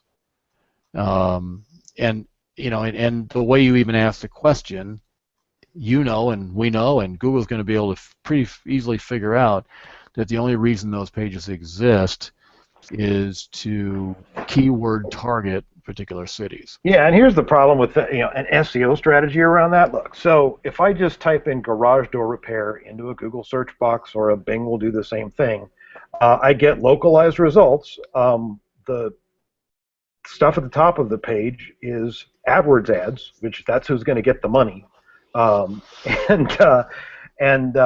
there's going to be a little bitty map that invites me to open up a bigger map. Okay, so that's for the general search term. There's some organic stuff on there, but that organic stuff didn't give a damn how many city pages you had. They're showing me the home pages, and it's local businesses, but they're just showing me the home page. Now, what happens if I type in a city name or a zip code is that the result page looks different. And anybody want to guess what that looks like if I type in the city name and how big that map is? Bigger. There is no non-map result above the fold other than AdWords ads. So I scroll down enough, I'll get local businesses and I'll get Yelp and stuff like that. But what I'm not getting is somebody's doorway page for their I'm not getting garagedoorrepair.com's doorway page for Frisco if I type my local place name in. Okay. And that's the thing. Those things ain't the answer no more. They're not working anymore. And even if you could get it to work, people are going to be scrolling down the page on any search result that you would have targeted with that method. They're going to have to, on an average laptop, scroll twice. Yeah. So the amount of clicks that's going to get, it ain't a #1 listing like a #1 listing was 10 years ago. It's really, there was nothing good on the map, and none of the AdWords ads matched. That's probably not somebody with commercial intent at that point. So I just really, it's kind of a problem, but it's more of a problem that it's so much of a problem that it's not a problem anymore. Well, I mean, you do have to address, what's your service area, and tell people about that from some of them. Yeah, and you want to, run ads, like Facebook ads around your service area where you want to be, so that when people are looking for something, they're typing in your name, because searches for your business name are a big part of how Google knows whether your business name should be on the map for an area, is whether people are searching for it, or whether people are doing searches for your address. And stuff like that. So there's lots of ways that the search engines can extract signal from user activity in terms of where you belong on the map and where you don't. But your signal of creating doorway pages is not really, again, if you've got something unique to say that's important to say about that city, that location, then say it. But if all you're doing is just trying to spin something up, don't bother with it. Well, yes, but let's answer that's one half of the answer, absolutely. Yeah. And so just make sure that what we mean by saying something unique is not keyword insertion using. Because it just has to be 5% unique added random words. No, not that. No, yeah, don't use be some purpose for humans for there to be a different page. Yeah, this is not something you did with spin tax or merging Wikipedia content. That's not what we're talking about. If there was Yeah, it's if you're in Tacoma, you should be aware that we might we might need a little bit extra time. We might come later in the afternoon because our trucks are coming from Pike Place or whatever. I don't know why you'd park trucks at Pike Place, because I'm not that's sure a either. weird place, But but very expensive place to park now, your trucks. But the other part of the question is, okay, so fine, thanks a lot for that great news. Not. And so what is my SEO strategy for local? Well, fortunately, Google is not nearly as dumb as they used to be. They're still as evil, but that's another story. Now, when I search for DUI attorney, I don't ever actually search for that. Well, now you got a guess card what? in your wallet now? Yeah, I do, of course. I have someone on retainer, duh. And so the deal is, if you do that search wherever you are, and Dan does it where he is, and Michelle does it where she is, and then I do it where I am, guess what? Totally different results. Okay, well, first of all, there's different AdWords results for the ones that are actually smart enough to geo-target, for God's sake, right? And there's different map results, obviously. But if I do something long tail, if I say best DUI attorney, or DUI attorney cheap, or DUI attorney in 24 hours, or DUI attorney with the best success rate, you see, generally speaking, I'm not going to get a map for long, quote unquote, long tail. I'm going to get all organic. Now, well, actually, I'll probably get some PPC because the people don't know to do negatives or whatever. Okay, fine. So I'll probably get some PPC, and then I'm also going to get some organic, but the map's gone. The thing is, it's automatically geo-targeted. And so if you are a DUI attorney in Austin, even your long tail stuff, I am likely not to see in Atlanta. Okay? And so, like I said, Google's not as dumb as they used to be. Mostly your SEO strategy, and we get this argument a lot from some of our longtime students, is that, oh, well, link liberation 3 and content marketing doesn't make sense for local businesses. This is, by the way, for those of you who had said that, really? In case you've never done it. All right, so okay, not actually try it, but yeah. Yeah, way to out yourself as somebody who has no experience. But the reality is, it does work, and it works just as well for a local business. And no, it's not wasted effort. Right? Sometimes it's easier. Sometimes you don't need to produce quite as much content because there's not quite as much competition, and your competition is still trying to recover from that blog network they rented. Yep, exactly right. And so it takes much less organic content to rank in long tail for a local area. Now, admittedly, if you have something that is meaningful on both a local and national level, and so if you're talking about something like what would be a good example? I don't know, internet service, or computer repair, or I don't know, computer training. Let's say computer training. That would be a horrible market to be in, by the way. But anyway, let's say, yes, there's lots of computer training stuff that's like advertised on late night infomercials. Big reach, really big footprint online, national scope. And if you're the little guy in a shack on Main Street trying to do computer training, it's a problem, all right? Because you're not, I mean, yes, you're a local business, but you're fighting within a national kind of stovepipe. That said, Google is still probably going to give you preference for people searching within your area. You have to test that, and make sure that's true. But don't think that you need to have locale-specific pages. Now, I will say, if you have a business that has multiple locations, and franchisors have this problem, it's like, well, we have locations in San Diego, Austin, and Atlanta. That's a problem. What do you do about that? If it's not actually a completely national business. It's a business that has multiple distinct geographical locations. That's tricky. If you have that problem, maybe you need to contact us. I got to believe that's be a vanishingly small percentage of the people on this call. So, but Bill, that's a great question. Thanks for asking that. Dan, that may be something we need to talk about specifically on a future hangout.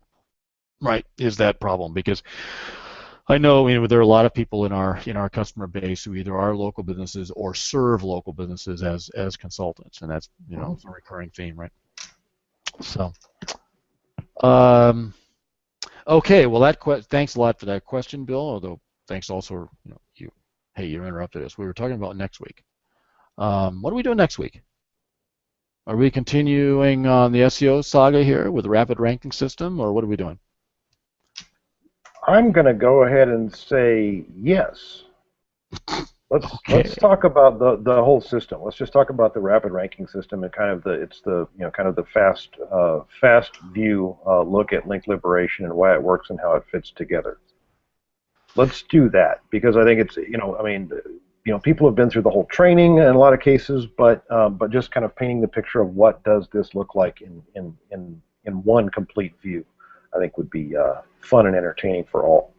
I agree with you. And yes, and so and we'll put also actionable in terms of actually getting people to get stuff going. We see some of the folks in the chat obviously have already been doing everything and getting results, but other people are sitting there going, will this work? And when they really understand how the whole thing fits together and why it works, then you have a lot less doubt about, gosh, will it work in this market or that random market? Well, so far, all of them.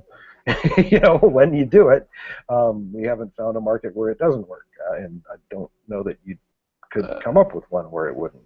Well, actually, although adult content, stuff like that, obviously you want to just spam like crazy. Well, yeah, that one, yeah. But there is Dan. If you'll remember, we did actually turn one guy away.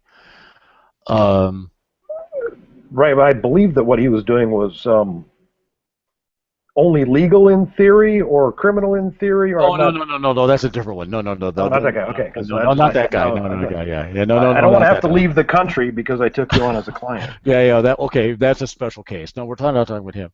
Literally, we had a guy that signed up for LL2, and I talked to him subsequently about this one as well. But even then, we said, this is not the best system for you. And he was literally a wholesaler of nuts and bolts. I'm talking fasteners, individual discrete fasteners, and it was a wholesaler, not a retail. So it's always like he was competing with Ace Hardware, Home Depot. He was a wholesaler. So you know what? Yeah, content marketing is not the right thing for you to do. It's literally direct outreach. Well, and by the way, though, there are trade associations and trade conventions and stuff like that, and I can certainly conceive of a content strategy that involves ego and making sure that everybody knows where the good parties and stuff like that are. I don't know if you remember Chris Hooley's drink bait thing from PubCon a while ago, but it kind of proves that anything can be turned into a content marketing opportunity if you're weird enough and crazy enough. True. It's just what's the best strategy, right? And it's for him. Yeah, what's the best strategy is get on the damn phone and call people.